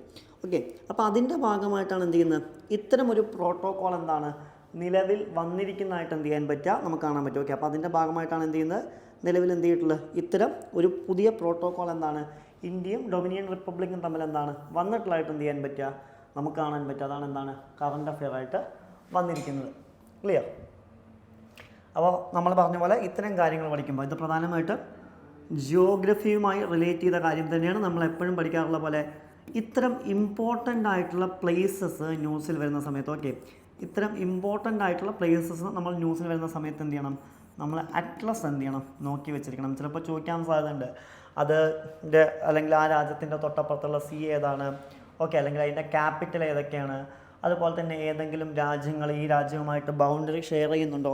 അതുകൊണ്ട് തന്നെ ഇത്തരം സ്ഥലങ്ങളൊക്കെ ന്യൂസിൽ വരുമ്പോൾ നമ്മൾ തീർച്ചയായിട്ടും എന്ത് ചെയ്യണം, അത് അറ്റ്ലസിൽ എന്ത് ചെയ്യണം, നോക്കി വെച്ചിരിക്കണം. അത് വളരെ വളരെ എന്താണ് ഇമ്പോർട്ടൻ്റ് ആണ്. ഓക്കെ, ഇത് ഡൊമിനിയൻ റിപ്പബ്ലിക്കിൻ്റെ മാപ്പാണ്, നിങ്ങൾക്ക് എന്ത് ചെയ്യാൻ പറ്റുക, കാണാൻ സാധിക്കുക. Clear? Next one, Covishield and Covaxin ഇമ്മ്യൂജനിസിറ്റിയാണ്. Okay, a recent study lead by the scientist from the national centre for biological sciences NCBS and conducted across 11 institutions has provided compelling insights into the immunogenicity of two primary COVID-19 vaccines in India, Covishield and Covaxin. അതായത് നിലവിൽ എന്ത് ചെയ്തിട്ടുണ്ട്, സയൻറ്റിസ്റ്റുകൾ, അതായത് national centre for biological സയൻസസിൽ നിന്നുള്ള സയൻറ്റിസ്റ്റുകൾ എന്ത് ചെയ്തിട്ടുണ്ട്, കോവിഷീൽഡിനെ കുറിച്ചും കോവാക്സിനെ കുറിച്ചും പഠിക്കുകയാണ്. അതായത് നമുക്കറിയാം COVID-19 പാൻഡമിക് ടൈമിൽ എന്താണ് നമ്മൾ ഏറ്റവും കൂടുതൽ ഉപയോഗിച്ച 2 വാക്സിൻസ് ആണ് ഇത്, കോവിഷീൽഡും കോവാക്സും അല്ലേ. ഇതിന് എത്രത്തോളം ഇമ്മ്യൂണിറ്റി ഉണ്ട് എന്നാണ് എന്ത് ചെയ്യുന്നത്, പഠിക്കുന്നതായിട്ട് എന്ത് ചെയ്യാൻ പറ്റുക, നമുക്ക് കാണാൻ പറ്റുക. ഓക്കെ, എന്താണ് ഇമ്മ്യൂജനിസിറ്റി എന്ന് പറഞ്ഞു കഴിഞ്ഞാൽ എന്താണ്, to ability to sustain such as the vaccine or antigen provoke an immune response in the body. The response typically involves the production of antibodies and activation immune cells leading to protection against the infection or disease. അതായത് ഇതുകൊണ്ട് ഉദ്ദേശിക്കുന്നത് എന്താണെന്ന് വെച്ച് കഴിഞ്ഞാൽ, for example ഇതൊരു human ബോഡിയാണെന്ന് വയ്ക്കുക. Okay, for example ഇതെന്താണ്, ഒരു ഹ്യൂമൻ ബോഡിയാണ്. ഈ ഹ്യൂമൻ ബോഡിയിലേക്ക് ഏതെങ്കിലും ഒരു പുതിയ സാധനം ഇൻജെക്റ്റ് ചെയ്യുന്ന സമയത്ത്, ഓക്കെ, ഈ ഹ്യൂമൻ ബോഡിയിലേക്ക് എന്ത് ചെയ്യുന്നു, ഏതെങ്കിലും ഒരു പുതിയ സാധനം ഇൻജെക്റ്റ് ചെയ്യുന്ന സമയത്ത് എന്ത് ചെയ്യണം, ആ ഹ്യൂമൻ ബോഡി അതിനെതിരായിട്ട് റെസ്പോണ്ട് ചെയ്തിരിക്കണം. ഓക്കെ, ഹ്യൂമൻ ബോഡി എന്താണ്, ഈ ഒരു സാധനത്തിന് എതിരായിട്ട് എന്ത് ചെയ്യണം, റെസ്പോണ്ട് ചെയ്യണം. ഏറ്റവും സിമ്പിളായിട്ടാണ് ഞാനത് പറയുന്നത്. ഓക്കെ, ഇപ്പോൾ ഫോർ എക്സാമ്പിൾ നമ്മൾ പറഞ്ഞു ഈ COVID-19 വാക്സിൻ എടുത്ത് കഴിഞ്ഞാൽ ഹ്യൂമൻ ബോഡി റെസ്പോണ്ട് ചെയ്യും ഫോർ ലൈക്ക് ഫീവർ അല്ലേ, ഫീവർ വരും. അതെന്താണ് പറയുന്നത്, ആ ഫീവർ വരുന്നത് എന്തുകൊണ്ടാണെന്ന് പറയുന്നത് നമുക്ക് പ്രതിരോധ ശേഷി കൂടിയത് കൊണ്ടാണ് എന്നുള്ളതാണ്. ഓക്കെ, ഇത് തന്നെയാണ് ഇവിടെയും ഉദ്ദേശിക്കുന്നതായിട്ട് എന്ത് ചെയ്യാൻ പറ്റുക, നമുക്ക് കാണാൻ പറ്റുക. And the recent study exam the immune responses introduced by Covishield and Covaxin vaccine against SARS-CoV-2 എന്നുള്ളതാണ്. ഓക്കെ, എന്താണ് നിലവിലൊരു റീസെൻറ്റ് സ്റ്റഡിയിൽ എന്താണ് പറയുന്നത്, ഇമ്മ്യൂൺ റെസ്പോൺസസ് എന്താണ് ഇൻഡക്റ്റ് ചെയ്യുന്നത്, അതായത് എന്താണ് കോവിഷീൽഡും അതുപോലെ തന്നെ എന്താണ് കോവാക്സിൻസും എന്ത് ചെയ്യുന്നു, കോവാക്സിൻസ് എന്താണ് സ്റ്റഡിയാണ് കണ്ടക്ട് ചെയ്തതായിട്ട് എന്ത് ചെയ്യാൻ പറ്റുക, നമുക്ക് കാണാൻ പറ്റുക. എന്താണ് പറയുന്നത്, the Covishield utilising a virus vector to deliver the corona virus spike protection consistently elicited a more robust immune responses, higher antibody levels in the both seronegative individuals without the prior exposure and the seropositive individuals in the prior exposure compared to Covaxin and inactivated virus vaccine. ഏറ്റവും സിമ്പിളായിട്ട് നമുക്ക് discuss ചെയ്യാം. അതായത് ഓരോ വാക്സിൻസും പല രീതിയിലാണ് എന്ത് ചെയ്യുന്നത്, റെസ്പോണ്ട് ചെയ്യുന്നതായിട്ട് എന്ത് ചെയ്യാൻ പറ്റുക, നമുക്ക് കാണാൻ പറ്റുക. ഫോർ എക്സാമ്പിൾ ഇപ്പോൾ വൈറൽ സെക്ടർ എടുക്കുകയാണെങ്കിൽ എന്താണ് പറയുന്നത്, uses a harmless virus which is alternative to contain part of COVID-19 genetic code. Okay, ഇതാണ് ഇവിടെ യൂസ് ചെയ്യുന്ന ഒരു മെത്തേഡ് എന്ന് വിളിക്കുന്നത്. ഓക്കെ, ഇനി അതേസമയം എന്താണ് RNA ന്യൂക്ലിക് ആസിഡ് ആണെങ്കിൽ വരുന്നത് എന്താണ്, contain a synthetic version of the part of COVID-19 genetic code. Okay, ഇനി ഹോൾ വൈറസ് ആണെങ്കിൽ എന്താണ്, contain a weakened or inactive version of the COVID-19 virus. And protein subunit എന്ന് പറഞ്ഞു കഴിഞ്ഞാൽ uses a piece of COVID-19 virus, sometimes fragment of the spike protection. ഇങ്ങനെ പല രീതിയിലാണ് എന്ത് ചെയ്യുന്നത്, ഇത് പ്രതിരോധിക്കുന്നതായിട്ട് കാണാൻ പറ്റും. അവിടെ നമ്മൾ ജസ്റ്റ് കാര്യമായിട്ടൊന്നും വലിയ രീതിയിലൊന്നും നോക്കേണ്ട ആവശ്യമില്ല, അല്ലെങ്കിൽ ഡീപ്പായിട്ടൊന്നും പഠിക്കേണ്ട ആവശ്യമില്ല. ഇന്ത്യ ഉൽപ്പാദിപ്പിച്ച 2 വാക്സിൻസ് ഏതൊക്കെയാണ്, അതിന് ഓക്കെ, അതുപോലെ തന്നെ അതിൻ്റെ ഭാഗമായിട്ട് വന്ന പോർട്ടൽ ഏതാണ്, ഇത്തരം കാര്യങ്ങൾ മാത്രം നമ്മൾ എന്ത് ചെയ്താൽ മതി, ജസ്റ്റ് ഇവിടെ നോട്ട് ചെയ്ത് വെച്ചാൽ മതി. ഓക്കെ, ഞാൻ മനസ്സിലാവാൻ വേണ്ടി ഇത്രയും എക്സ്പ്ലെയിൻ ചെയ്തെന്നുള്ളൂ, അല്ലാണ്ട് ഇത്രയും ഡീറ്റെയിൽ ആയിട്ട് എന്ത് ചെയ്യേണ്ട ആവശ്യമില്ല, നമ്മൾ എക്സാമിന് എന്ത് ചെയ്യേണ്ട ആവശ്യമില്ല, പോകേണ്ട ആവശ്യമില്ല എന്നുള്ളതാണ്. Clear? And next current affair ആണ് എന്താ, self help group. Okay, next current affair എന്താണ്, സെൽഫ് ഹെൽപ്പ് ഗ്രൂപ്പുകളാണ്. നമുക്ക് ന്യൂസ് നോക്കാം. എന്താണ് news? The state bank of India SBI recently unveiled a research study highlighting the involving dynamics of self-help groups in India. Okay, അതായത് എന്ത് ചെയ്യുന്നുണ്ട്, നിലവിൽ state bank of India എന്ത് ചെയ്യുന്നുണ്ട്, ഈ സെൽഫ് ഹെൽപ്പ് ഗ്രൂപ്പുകൾ എന്ത് ചെയ്യുന്നുണ്ട്, സഹായിക്കുന്നുണ്ട് പല ഈ റിസർച്ചിനും മറ്റു കാര്യങ്ങൾക്കൊക്കെ വേണ്ടിയിട്ട്. ഓക്കെ, അപ്പോൾ അതാണ് ഇവിടെ ന്യൂസിൽ വന്നിരിക്കുന്നത്. ശ്രദ്ധിക്കുക, ഇനി എന്താണ് ഈ സെൽഫ് ഹെൽപ്പ് ഗ്രൂപ്പ് എന്ന് വിളിക്കുന്നത് എന്താണ്, അതായത് self help groups are informal associations of individual with similar socio-economic background aiming to collectively address a common issue such as poverty, illiteracy and lack of skills. അതായത് എന്താണ്, സെൽഫ് ഹെൽപ്പ് ഗ്രൂപ്പുകൾ എന്ന് പറയുന്നത് എന്താണ്, ഒരു ഇൻഫോർമൽ അസോസിയേഷൻസ് ആണ്, അതായത് ഇൻഡിവിജ്വൽസിൻ്റെ. ഇവരെന്താണ്, ഇവരുടെ ലക്ഷ്യം എന്ന് പറയുന്നത് സിമിലർ സോഷ്യോ എക്കോണമിക് ബാക്ക്ഗ്രൗണ്ട്സ് ആണ്. ഉദാഹരണമായിട്ട് എന്താണ്, കോമൺ പ്രോഗ്രാം അല്ലെങ്കിൽ കോമൺ പ്രോബ്ലംസ് ആയിട്ടുള്ള ചില കാര്യങ്ങൾ അഡ്രസ്സ് ചെയ്യുക. ലൈക്ക് പോവർട്ടി, ഇല്ലിട്രസി, അതുപോലെ തന്നെ ലാക്ക് ഓഫ് സ്കിൽസ് ഒക്കെ എന്ത് ചെയ്യുക, അഡ്രസ്സ് ചെയ്യുക എന്നുള്ളതാണ് ആരുടെ ലക്ഷ്യം, ഈ സെൽഫ് ഹെൽപ്പ് ഗ്രൂപ്പുകളുടെ ലക്ഷ്യം എന്ന് പറയുന്നത്.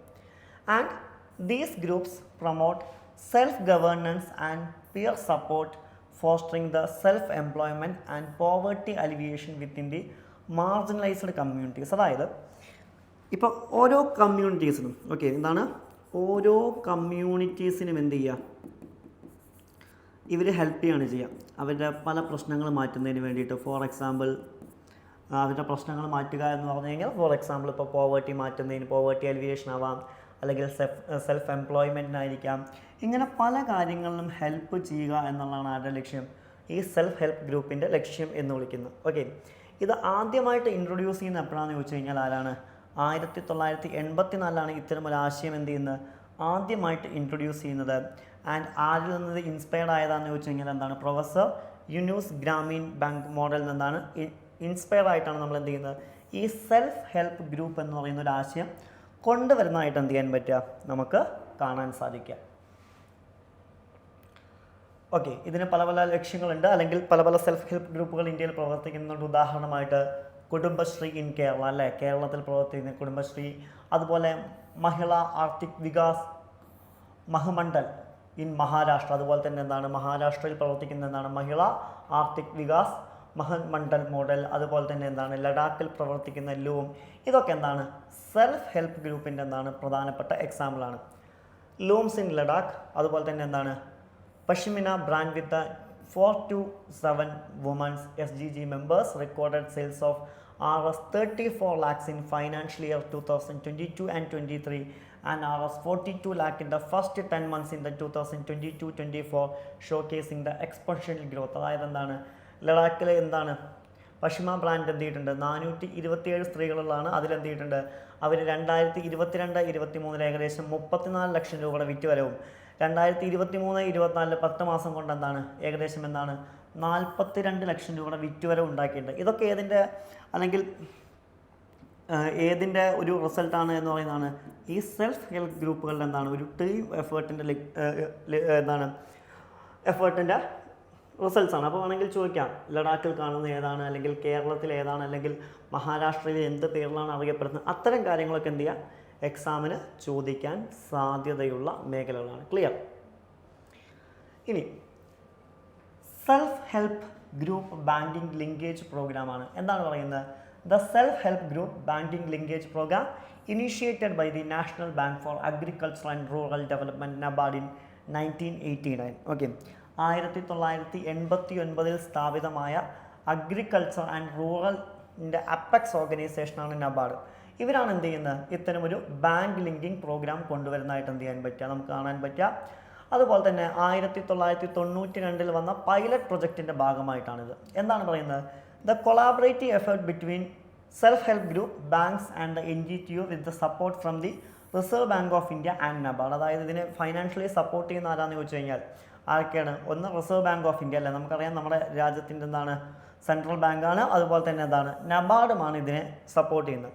ഇവർ പ്രധാനമായിട്ടും പ്രൊവൈഡ് ചെയ്യുന്ന എന്താണെന്ന് ചോദിച്ചു കഴിഞ്ഞാൽ, ഏറ്റവും സാധാരണക്കാരായിട്ടുള്ള അല്ലെങ്കിൽ ദരിദ്രരായിട്ടുള്ള ഹൗസ് ഹോൾഡ്സിന് എന്ത് ചെയ്യുക, ഫൈനാൻഷ്യൽ സപ്പോർട്ട് എന്ത് ചെയ്യുക, പ്രൊവൈഡ് ചെയ്യുക. ഇതാണ് ഇവിടെ ആര് ചെയ്യുന്നത്, RBIയും അതുപോലെ തന്നെ എന്താണ്, നബാർഡും ചെയ്യുന്നതായിട്ട് എന്ത് ചെയ്യാൻ പറ്റും, നമുക്ക് കാണാൻ പറ്റുക. ആരൊക്കെയാണ്, RBIയും അതുപോലെ തന്നെ എന്താണ്, നബാർഡും ചെയ്യുന്നതായിട്ട് എന്ത് ചെയ്യാൻ പറ്റുക, നമുക്ക് കാണാൻ പറ്റുക. And over time it has been transformed in to the largest micro finance programme globally, covering the approximately 16.19 crore household, predominantly women groups, thus empowering women across the country. പക്ഷേ ഇതിൻ്റെ ഭാഗമായിട്ട് എന്ത് ചെയ്തിട്ടുണ്ട്, ഏകദേശം 16.19 ഹൗസ് ഹോൾഡ്സ് എന്ത് ചെയ്തിട്ടുണ്ട്, ഡെവലപ്മെൻറ്റിലേക്ക് എത്തിയതായിട്ട് എന്ത് ചെയ്യാൻ പറ്റും, നമുക്ക് കാണാൻ പറ്റും. ഇതൊക്കെ ആരുടെ എഫേർട്ടാണ്, നമ്മുടെ സെൽഫ് ഹെൽപ്പ് ഗ്രൂപ്പിൻ്റെയും അതുപോലെ തന്നെ എന്താണ്, നബാർഡിൻ്റെയൊക്കെ എഫേർട്ടാണ് എന്നുള്ളതാണ്. ക്ലിയർ? അപ്പോൾ അത്തരം കാര്യങ്ങളുമൊക്കെ ഇതിൻ്റെ ഭാഗമാണ്, ഇത്തരം പ്രോഗ്രാമിൻ്റെ അല്ലെങ്കിൽ അത്തരം കാര്യങ്ങളൊക്കെ എന്താണ്, ഇത്തരം പ്രോഗ്രാമിൻ്റെ എന്താണ്, ഒരു റിസൾട്ടായിട്ട് എന്ത് ചെയ്യാൻ പറ്റും, നമുക്ക് പറയാൻ സാധിക്കും എന്നുള്ളതാണ്. ക്ലിയർ? അപ്പോൾ അതൊക്കെയാണ് ഇതിൽ പറയുന്നത്, ഇതിൻ്റെ ഭാഗമായിട്ട് പറയുന്നത്. ഇനി നബാർഡ് എന്ന് പറഞ്ഞാൽ നമുക്കറിയാം എന്താണ്, അഗ്രികൾച്ചർ ആൻഡ് റൂറൽ ഡെവലപ്മെൻറ്റിൻ്റെ അപ്പെക്സ് ഓർഗനൈസേഷനാണ് ഏത് എന്ന് വിളിക്കുന്നത്, ഈ നബാർഡ് എന്ന് വിളിക്കുന്നത്, അല്ലേ. എന്താണ് NABARD, effort include policy, advisory, training programs and capacity building for all stakeholders contributing the successful savings lead microfinance model. Okay, അതാണ് ഏതിൻ്റെ ലക്ഷ്യം? നബാർഡിൻ്റെ ലക്ഷ്യമായിട്ട് എന്ത് ചെയ്യുന്നത് നമ്മൾ പറയുന്നത്. ക്ലിയർ? അപ്പോൾ അത്തരം കാര്യങ്ങളൊക്കെ ഇതിൻ്റെ ഭാഗമായിട്ടാണ്, ഇത്തരം സ്കീമുകളുടെ ഭാഗമായിട്ട് എന്താണ് നടക്കുന്നതാണ്. അപ്പോൾ വേണമെങ്കിൽ ചോദിക്കാം, ഇപ്പോൾ എക്സാമിന് ഈ പറഞ്ഞ പോലെ തന്നെ സെൽഫ് ഹെൽപ്പ് ഗ്രൂപ്പുകളുടെ പേര് അല്ലെങ്കിൽ അതിൻ്റെ മോഡലൊക്കെ എന്താണ് ചോദിക്കാൻ സാധ്യത ഉള്ള കാര്യമാണ്. ആൻഡ് നെക്സ്റ്റ് വണ്ണാണ് ഇത് ഹ്യൂമൻ ഡെവലപ്മെൻറ്റ് റിപ്പോർട്ട് 2022-23-24. ഓക്കെ, 2023-2024 എന്തിനെ കുറിച്ചാണ് പറയുന്നത്? ഹ്യൂമൻ ഡെവലപ്മെൻറ്റ് റിപ്പോർട്ടിനെ കുറിച്ചാണ് പറയുന്നതായിട്ട് എന്ത് ചെയ്യാൻ പറ്റുക, നമുക്ക് കാണാൻ പറ്റുക. According to 2023 and 24, the Human Development Report HDR titled Breaking the Gridlock Reimaging Cooperation in the Polarized World. Okay, അപ്പോൾ HDRൻ്റെ ചോദിക്കാം, HDRൻ്റെ ഈ പ്രാവശ്യത്തെ ടൈറ്റിൽ എന്താണ് എന്ന് ചോദിക്കുകയാണെങ്കിൽ, ഓക്കെ, HDRൻ്റെ ഈ പ്രാവശ്യത്തെ ടൈറ്റിൽ എന്താണെന്ന് ചോദിച്ചു കഴിഞ്ഞാൽ എന്താണ്? ശ്രദ്ധിക്കുക, breaking the gridlock reimagining corporation in a polarised world. Okay, ഇതാണ് ഇതിൻ്റെ ടൈറ്റിൽ. ഇതിൻ്റെ ഇന്ത്യൻ റാങ്ക് എന്ന് പറയുന്നത് എത്രയാണ്? 134ാമത്തെ റാങ്കാണ് എന്താണ് ഇന്ത്യക്കുള്ളത്. അതുപോലെ തന്നെ എന്താണ് 1ാം റാങ്ക് കിട്ടിയിരിക്കുന്ന ആൾക്കാണ് സ്വിറ്റ്സർലാൻഡിലാണ് എന്ത് ചെയ്യുന്നത് 1ാം റാങ്ക് കിട്ടിയിരിക്കുന്നതായിട്ട് എന്ത് ചെയ്യാൻ പറ്റുക, നമുക്ക് കാണാൻ പറ്റുക. ഇനി ചിലപ്പോൾ ചോദിക്കാറുണ്ട്, ആരാണ് ഈ റിപ്പോർട്ട് റിലീസ് ചെയ്യുന്നത് എന്ന് വെച്ച് കഴിഞ്ഞാൽ ആരാണ്? United Nations development programme UNDP ആണ് എന്ത് ചെയ്യുന്നത് ഈ റിപ്പോർട്ട് റിലീസ് ചെയ്യുന്നതായിട്ട് എന്ത് ചെയ്യാൻ പറ്റുക, നമുക്ക് കാണാൻ പറ്റുക. ഇനി എന്താണ് human development report? The Human Development Report have been released since 1990 and have explored different themes through the human development approach. അതായത് ഹ്യൂമൻ ഡെവലപ്മെൻറ്റ് അപ്രോച്ചിൻ്റെ വിവിധ തലങ്ങളിലേക്ക് ഉണ്ട്. അതായത് എത്രത്തോളം ഓരോ രാജ്യത്തെ ആളുകളും ഡെവലപ്ഡ് ആണ് എന്നുള്ളതാണ് പ്രധാനമായിട്ടും ആര് നോക്കുന്നത്? ഹ്യൂമൻ ഡെവലപ്മെൻറ്റ് റിപ്പോർട്ട് നോക്കുന്നത്. 1990 മുതലാണ് എന്ത് ചെയ്യുന്നത് ഇതിന് തുടക്കം കുറിക്കുന്നതായിട്ട് എന്ത് ചെയ്യാൻ പറ്റുക, നമുക്ക് കാണാൻ പറ്റുക. അതുപോലെ തന്നെ ആരാണിത് റിലീസ് ചെയ്യുന്നതെന്ന് ചോദിച്ചാൽ നമ്മൾ പറഞ്ഞു ആരാണ്? യുണൈറ്റഡ് നാഷൻസ് ഡെവലപ്മെൻറ്റ് പ്രോഗ്രാം അഥവാ UNDP ആണ് എന്ത് ചെയ്യുന്നത് എല്ലാ വർഷവും ഇത് റിലീസ് ചെയ്യുന്നതായിട്ട് എന്ത് ചെയ്യാൻ പറ്റുക, നമുക്ക് കാണാൻ സാധിക്കുക. ഓക്കെ, ഇനി എന്തൊക്കെയാണ് ഹ്യൂമൻ ഡെവലപ്മെൻറ്റ് ഇൻഡെക്സിൽ പ്രധാനമായിട്ടും നമ്മൾ കാൽക്കുലേറ്റ് ചെയ്യുന്നതെന്ന് ചോദിച്ചു കഴിഞ്ഞാൽ ഒന്നെന്താണ്? ലൈഫ് എക്സ്പെക്റ്റൻസി അറ്റ് ബർത്ത് ആണ്.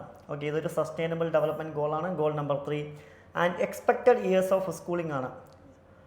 സസ്റ്റൈനബിൾ ഡെവലപ്മെൻറ്റ് ഗോൾസ് 4-ലെ 3ാമത്തെ ഗോളാണ്. And mean years of schooling ആണ് സസ്റ്റൈനബിൾ ഡെവലപ്മെൻറ്റ് ഗോൾ 4-ലെ 4ാം പോയിൻ്റ് ആണ്. And gross national income sustainable development ഗോളിലെ 5ാമത്തെ കാര്യമാണ്. ഓക്കെ, ഇത്രയും കാര്യങ്ങളാണ് പ്രധാനമായിട്ടും നമ്മൾ എന്തിൽ കാൽക്കുലേറ്റ് ചെയ്യുന്നത്? ഹ്യൂമൻ ഡെവലപ്മെൻറ്റ് ഇൻഡെക്സിൽ കാൽക്കുലേറ്റ് ചെയ്യുന്നതായിട്ട് എന്ത് ചെയ്യാൻ പറ്റുക, നമുക്ക് കാണാൻ പറ്റുക. ശ്രദ്ധിക്കാം, പ്രധാനമായിട്ടും നമ്മൾ എന്തൊക്കെ ഇൻഡിക്കേറ്റേഴ്സാണ് നോക്കുന്നത്? ഉദാഹരണമായിട്ട് ലോങ് ആൻഡ് ഹെൽത്തി ലൈഫ്.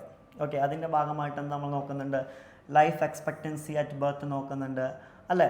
അപ്പോൾ അത് നോക്കുന്നതായിട്ട് എന്ത് ചെയ്യാൻ പറ്റും, നമുക്ക് കാണാൻ പറ്റും. പിന്നെ വരുന്ന എന്താണ്? നോളേജാണ്. നോളേജിൽ നമ്മൾ എന്തൊക്കെയാണ് നോക്കുന്നത്? എക്സ്പെക്റ്റഡ് ഇയേഴ്സ് ഓഫ് സ്കൂളിംഗ് നോക്കുന്നുണ്ട്, അതുപോലെ മീൻ ഇയേഴ്സ് ഓഫ് സ്കൂളിംഗ് നോക്കുന്നുണ്ട്, അതുപോലെ തന്നെ എഡ്യൂക്കേഷൻ ഇൻഡെക്സ് നമ്മൾ എന്ത് ചെയ്യുന്നുണ്ട് നോക്കുന്നുണ്ട്. ഇവിടെ നമ്മൾ ലോങ് ആൻഡ് ഹെൽത്തി ലൈഫിൽ ലൈഫ് എക്സ്പെക്റ്റൻസി ഇൻഡെക്സ് നോക്കുന്ന പോലെ എന്താണ് എഡ്യൂക്കേഷൻ ഇൻഡെക്സ് നോക്കുന്നുണ്ട്. പിന്നെ വരുന്നതാണ് എന്താ? അഡ്വാൻസ്ഡ് സ്റ്റാൻഡേർഡ് ഓഫ് ലിവിങ് എന്ന് പറയുന്ന ഇതിലെന്താണ് GNI നമ്മൾ എന്ത് ചെയ്യുന്നുണ്ട് നോക്കുന്നതായിട്ട് എന്ത് ചെയ്യാൻ പറ്റും, നമുക്ക് കാണാൻ പറ്റും. അതായത് GNI ഇൻഡെക്സ് എന്നാണ് വിളിക്കുക. അല്ല, നമ്മളെന്താണ് പ്രധാനമായിട്ടും GNI എന്നതുകൊണ്ട് എന്താണ് ഉദ്ദേശിക്കുന്നത്? ഓക്കെ, നമ്മളെന്താണ് GNI എന്നതുകൊണ്ട് നമ്മൾ എന്താണ് ഉദ്ദേശിക്കുന്നത് എന്ന് ചോദിച്ചു കഴിഞ്ഞാൽ എന്താണ്? GNI എന്ന് പറയുന്നത് ഗ്രോസ് നാഷണൽ ഇൻകമാണ്. എന്താണ്? ഗ്രോസ് നാഷണൽ ഇൻകമാണ്. Gross national income. Okay, gross national ഇൻകമാണ്. ഓക്കെ, അപ്പോൾ ഗ്രോസ് നാഷണൽ ഇൻകം എന്ത് ചെയ്യുന്നുണ്ട് നമ്മളിവിടെ നോക്കുന്നതായിട്ട് എന്ത് ചെയ്യാൻ പറ്റും, നമുക്ക് കാണാൻ പറ്റും. ഓക്കെ, നെക്സ്റ്റ് ന്യൂസ് എന്ന് പറയുന്നത് എന്താണ്? ഡോങ്കി ഫ്ലൈറ്റ് ആണ്. ഓക്കെ, നെക്സ്റ്റ് ന്യൂസ് എന്താണ്? Donkey flight. എന്താണ് ഈ ഡോങ്കി ഫ്ലൈറ്റ് എന്നുകൊണ്ട് ഉദ്ദേശിക്കുന്നത്?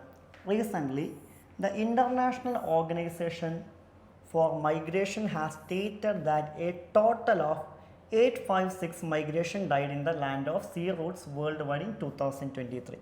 ഓക്കെ, അപ്പോൾ എന്താണ് ഈ ഡോങ്കി ഫ്ലൈറ്റ് എന്നുകൊണ്ട് ഉദ്ദേശിക്കുന്നതെന്ന് ചോദിച്ചു കഴിഞ്ഞാൽ എന്താണ്?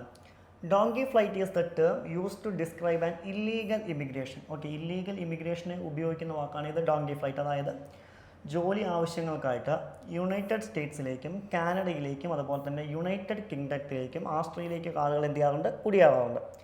അത്തരം ആളുകളെ വിളിക്കുന്ന പേരാണ് ഇത് donkey flight. US customs and border പ്രൊട്ടക്ഷൻ്റെ റിപ്പോർട്ട് പ്രകാരം കുടിയേറ്റത്തിൽ 5ാം സ്ഥാനത്താണ് ഇത് ഇന്ത്യ എന്ന് വിളിക്കുന്നത്. അതായത് ഒക്ടോബർ 2022 സെപ്റ്റംബർ 2023 ഇടയ്ക്ക് ഏകദേശം 96,000 ആളുകളാണ് എന്ത് ചെയ്ത് ഇന്ത്യയിൽ നിന്ന് കുടിയേറി എന്ന് പറയുന്നു. ഓക്കെ, അതത്ര ഇമ്പോർട്ടൻ്റ് ആയൊരു കണക്കല്ല, ജസ്റ്റ് നോട്ട് ചെയ്യാൻ വേണ്ടി പറഞ്ഞതാണ്. നെക്സ്റ്റ് വൺ ആണ് ഇത് ഡെറിയൻ ഗ്യാപ്പ്. എന്താണ്? A geographical region the isthmus of Darien or isthmus of the Panama connecting the American continents with the central America, consisting of a large watershed forest and mountains in the Panama's Darien province and the northern protection of Colombia's Choco department. അതാണ് ഇത് Darien gap എന്ന് വിളിക്കുന്നത്. Next one ആണ് ഇത് simultaneous election. എന്താണ് ഈ simultaneous election? Example എന്താണ് news എന്ന് ഞാൻ പറഞ്ഞുതരാം. ഇപ്പോൾ നമുക്കറിയാം ഇന്ത്യയിൽ ലോക്സഭ, അതുപോലെ തന്നെ എന്താണ് state legislative assembly,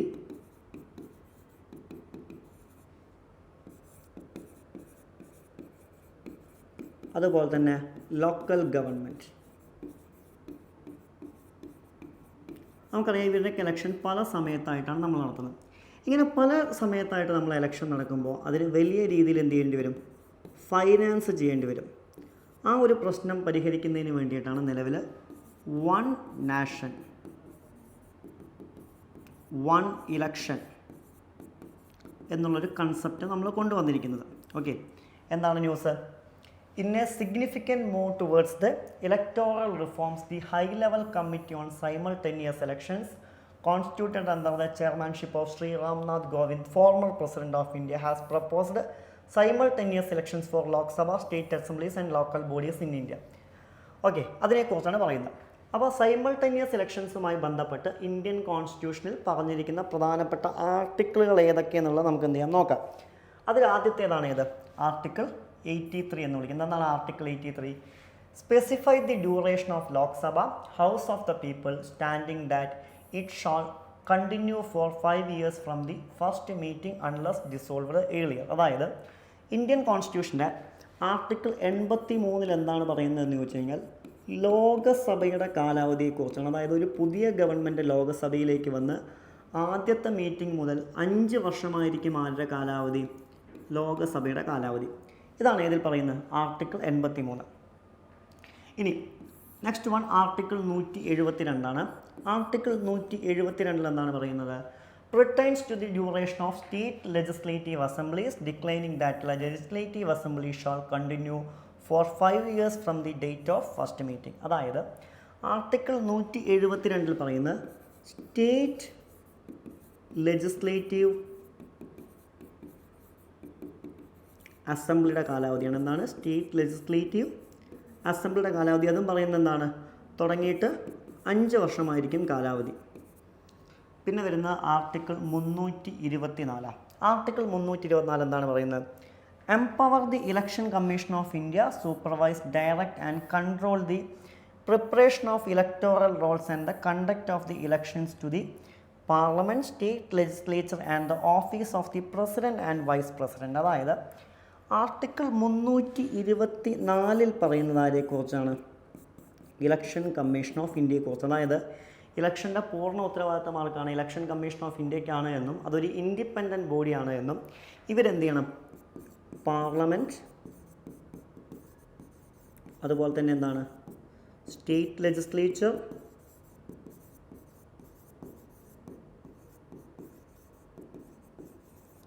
president and vice president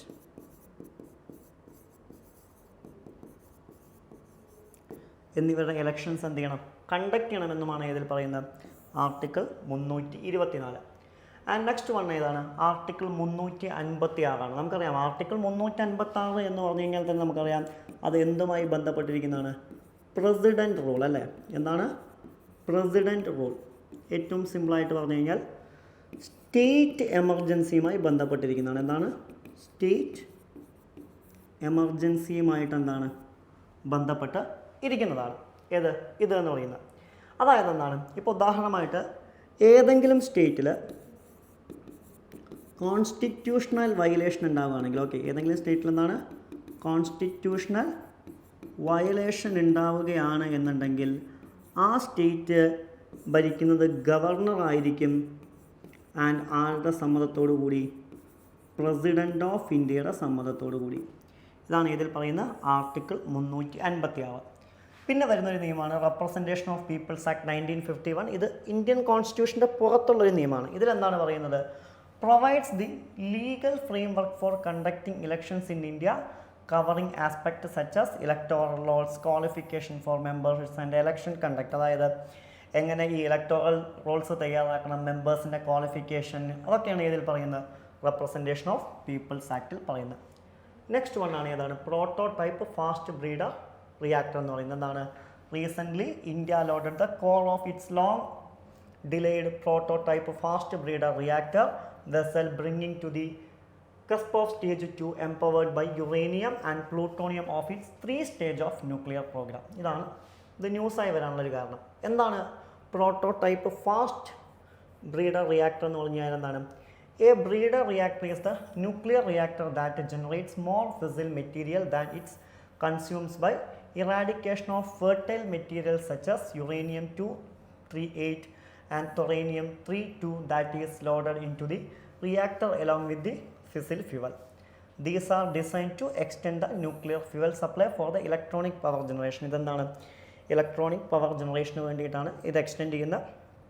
ഏകദേശം 500 മെഗാവാട്ട് ഇലക്ട്രിക് പവറാണ് ഇതിലൂടെ എന്ത് ചെയ്യുന്നത് കൊണ്ടുവരുന്നത്. ഇതെവിടെയാണ് സ്ഥിതി ചെയ്യുന്നത് എന്ന് വെച്ച് കഴിഞ്ഞാൽ മദ്രാസ് ഓട്ടോമാറ്റിക് പവർ സ്റ്റേഷൻ കൽപ്പാക്കമാണ് സ്ഥിതി ചെയ്യുന്നത്, തമിഴ്നാട്. ആൻഡ് ഇതിൽ ഫ്യൂവൽ ഏതാണ്? മിക്സഡ് ഓക്സൈഡാണ്, MOX ആണ് യൂസ് ചെയ്യുന്നത്. ക്ലിയർ? നെക്സ്റ്റ് വൺ ആണ് ഇത് UN inter governmental panel on climate change ആണ്, IPCC. എന്താണ്? Recently a study revealed in to the 500 future emissions scenarios evaluated by the UN Intergovernmental Panel on Climate Change. These scenarios offer projections for the world climate trajectory ആണ് ഇപ്പോൾ news. എന്താണ് IPCC എന്ന് പറഞ്ഞു കഴിഞ്ഞാൽ? ഇതൊരു inter governmental panel on climate change ആണ്. ഇത് IPCC ഇതെന്താണ്? സയൻസ് റിലേറ്റഡ് ആയിട്ടുള്ള ക്ലൈമറ്റ് ചേഞ്ചിനെ കുറിച്ചാണ് പഠിക്കുന്നത്. 1988 ഇത് സ്ഥാപനമാകുന്നത്. ആരുടെ സഹായത്തോടു കൂടി? വേൾഡ് മെട്രോളജിക്കൽ ഓർഗനൈസേഷൻ്റെയും യുണൈറ്റഡ് നാഷൻസ് എൻവയോൺമെൻറ്റൽ പ്രോഗ്രാമിൻ്റെയും സഹായത്തോടു കൂടി. ഇവരെന്താണ് ചെയ്യുന്നത്? സയൻറ്റിഫിക് റിപ്പോർട്ടുകളെ കുറിച്ച് പഠിച്ച് ഇവരുടെ അസസ്മെൻറ്റ് എന്ത് ചെയ്യുക, കൊടുക്കുക എന്നുള്ളതാണ്. ആർക്കാണ്? United nations framework convention on climate ചേഞ്ചിന് കൊടുക്കുക. അതായത് അത്രത്തോളം ക്ലൈമറ്റ് ചേഞ്ച് ഉണ്ട്, അത്തരം കാര്യങ്ങളൊക്കെയാണ്.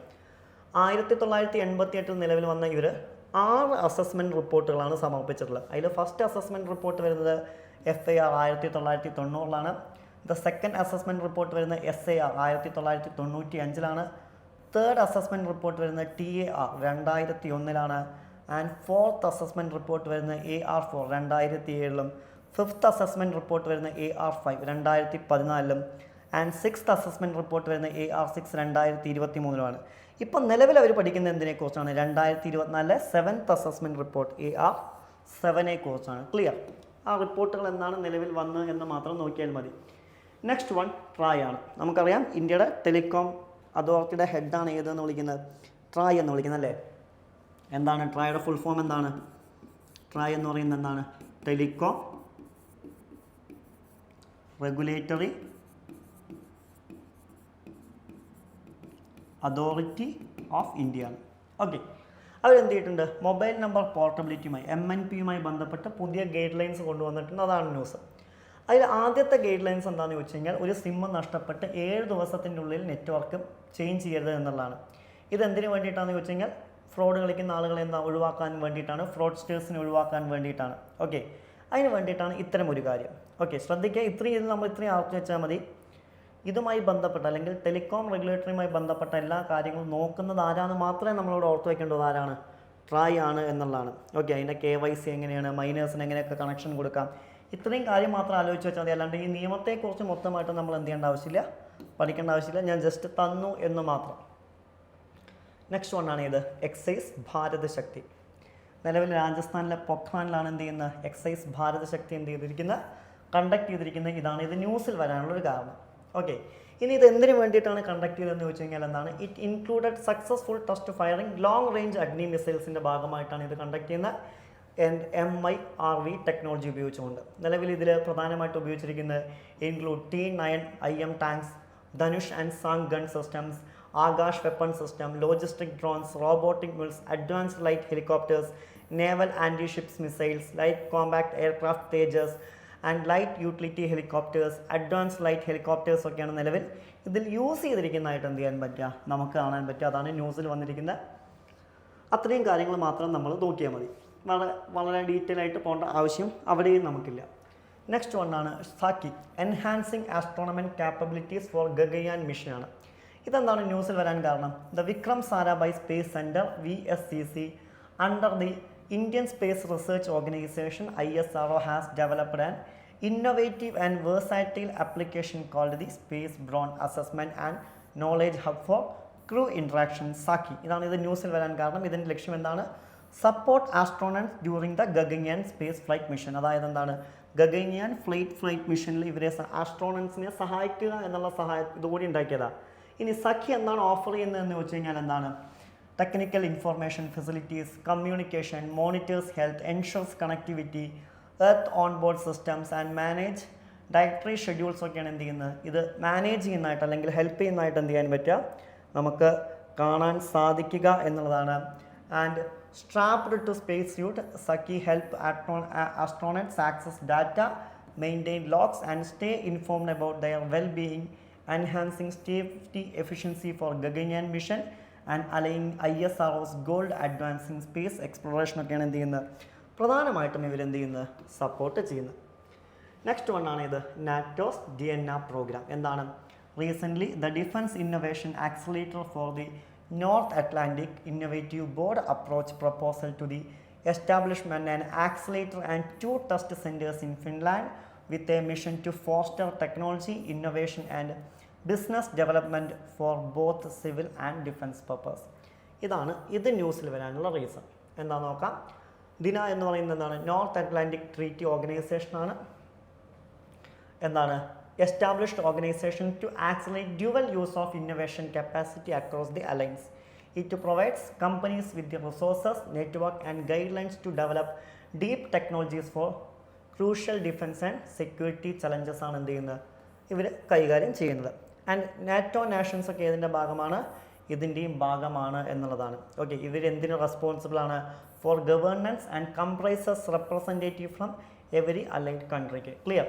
ജസ്റ്റ് എന്ത് ചെയ്താൽ അത് മാത്രം എന്താണെന്ന് നോക്കി വെച്ചാൽ മതി. നെക്സ്റ്റ് വണ്ണാണ് B200 ബ്ലാക്ക് വെൽ ചിപ്പ് എന്ന് വിളിക്കുന്നത്. എന്താണ് ഈ B200 ബ്ലാക്ക് വെൽ ചിപ്പ് എന്നുകൊണ്ട് ഉദ്ദേശിക്കുന്നത്?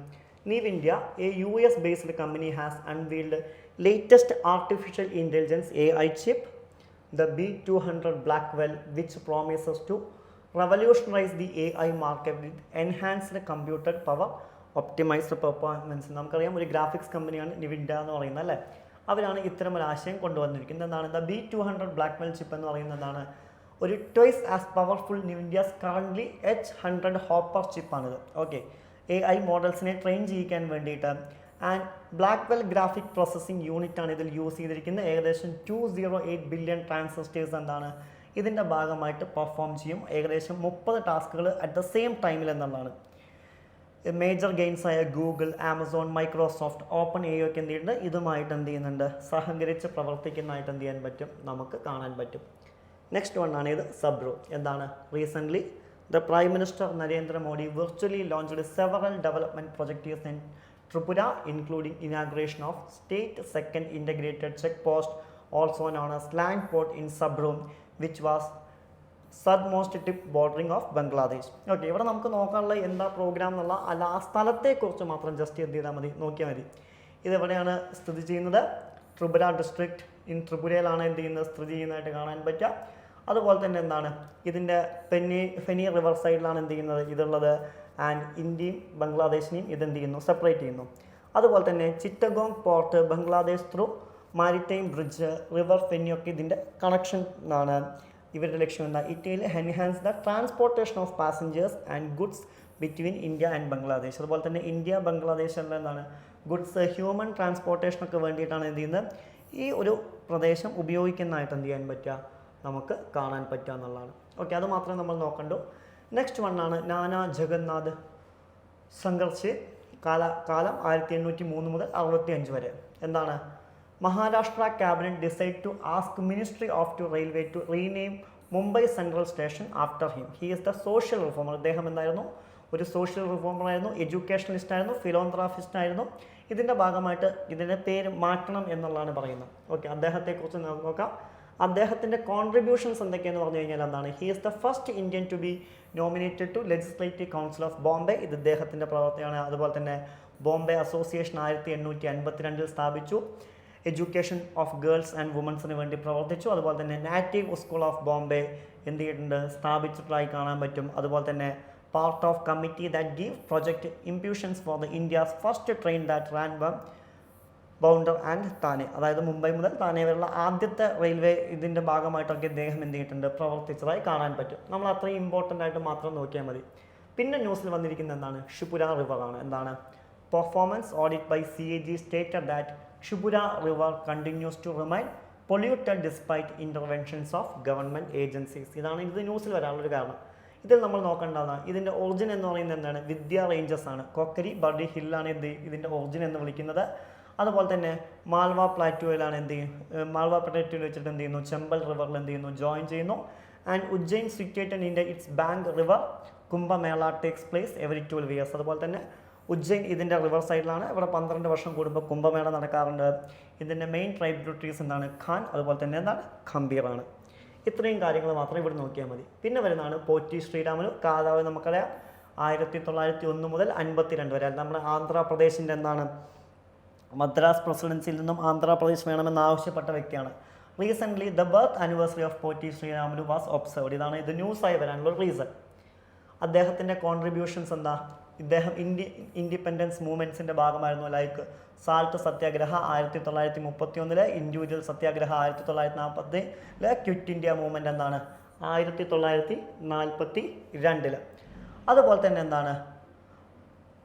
3 fast during the 1946 to 1948 in support Dalits enter temples. അതുപോലെ തന്നെ ദളിതർക്ക് ക്ഷേത്രപ്രവേശനത്തിന് വേണ്ടിയിട്ട് ഇദ്ദേഹം സമരം ചെയ്തിട്ടുണ്ട്. ആൻഡ് പിന്നീട് എന്ത് ചെയ്തു? ആന്ധ്രാപ്രദേശിന് വേണ്ടി 58 ദിവസം എന്താണ്? നിരാഹാര സമരം കടക്കുകയും, അതായത് അമർജീവി എന്നുള്ള പേരിൽ അറിയപ്പെടുകയും പിന്നീട് ഇദ്ദേഹം എന്ത് ചെയ്തു? മരിക്കുകയും ചെയ്തു എന്നുള്ളതാണ്.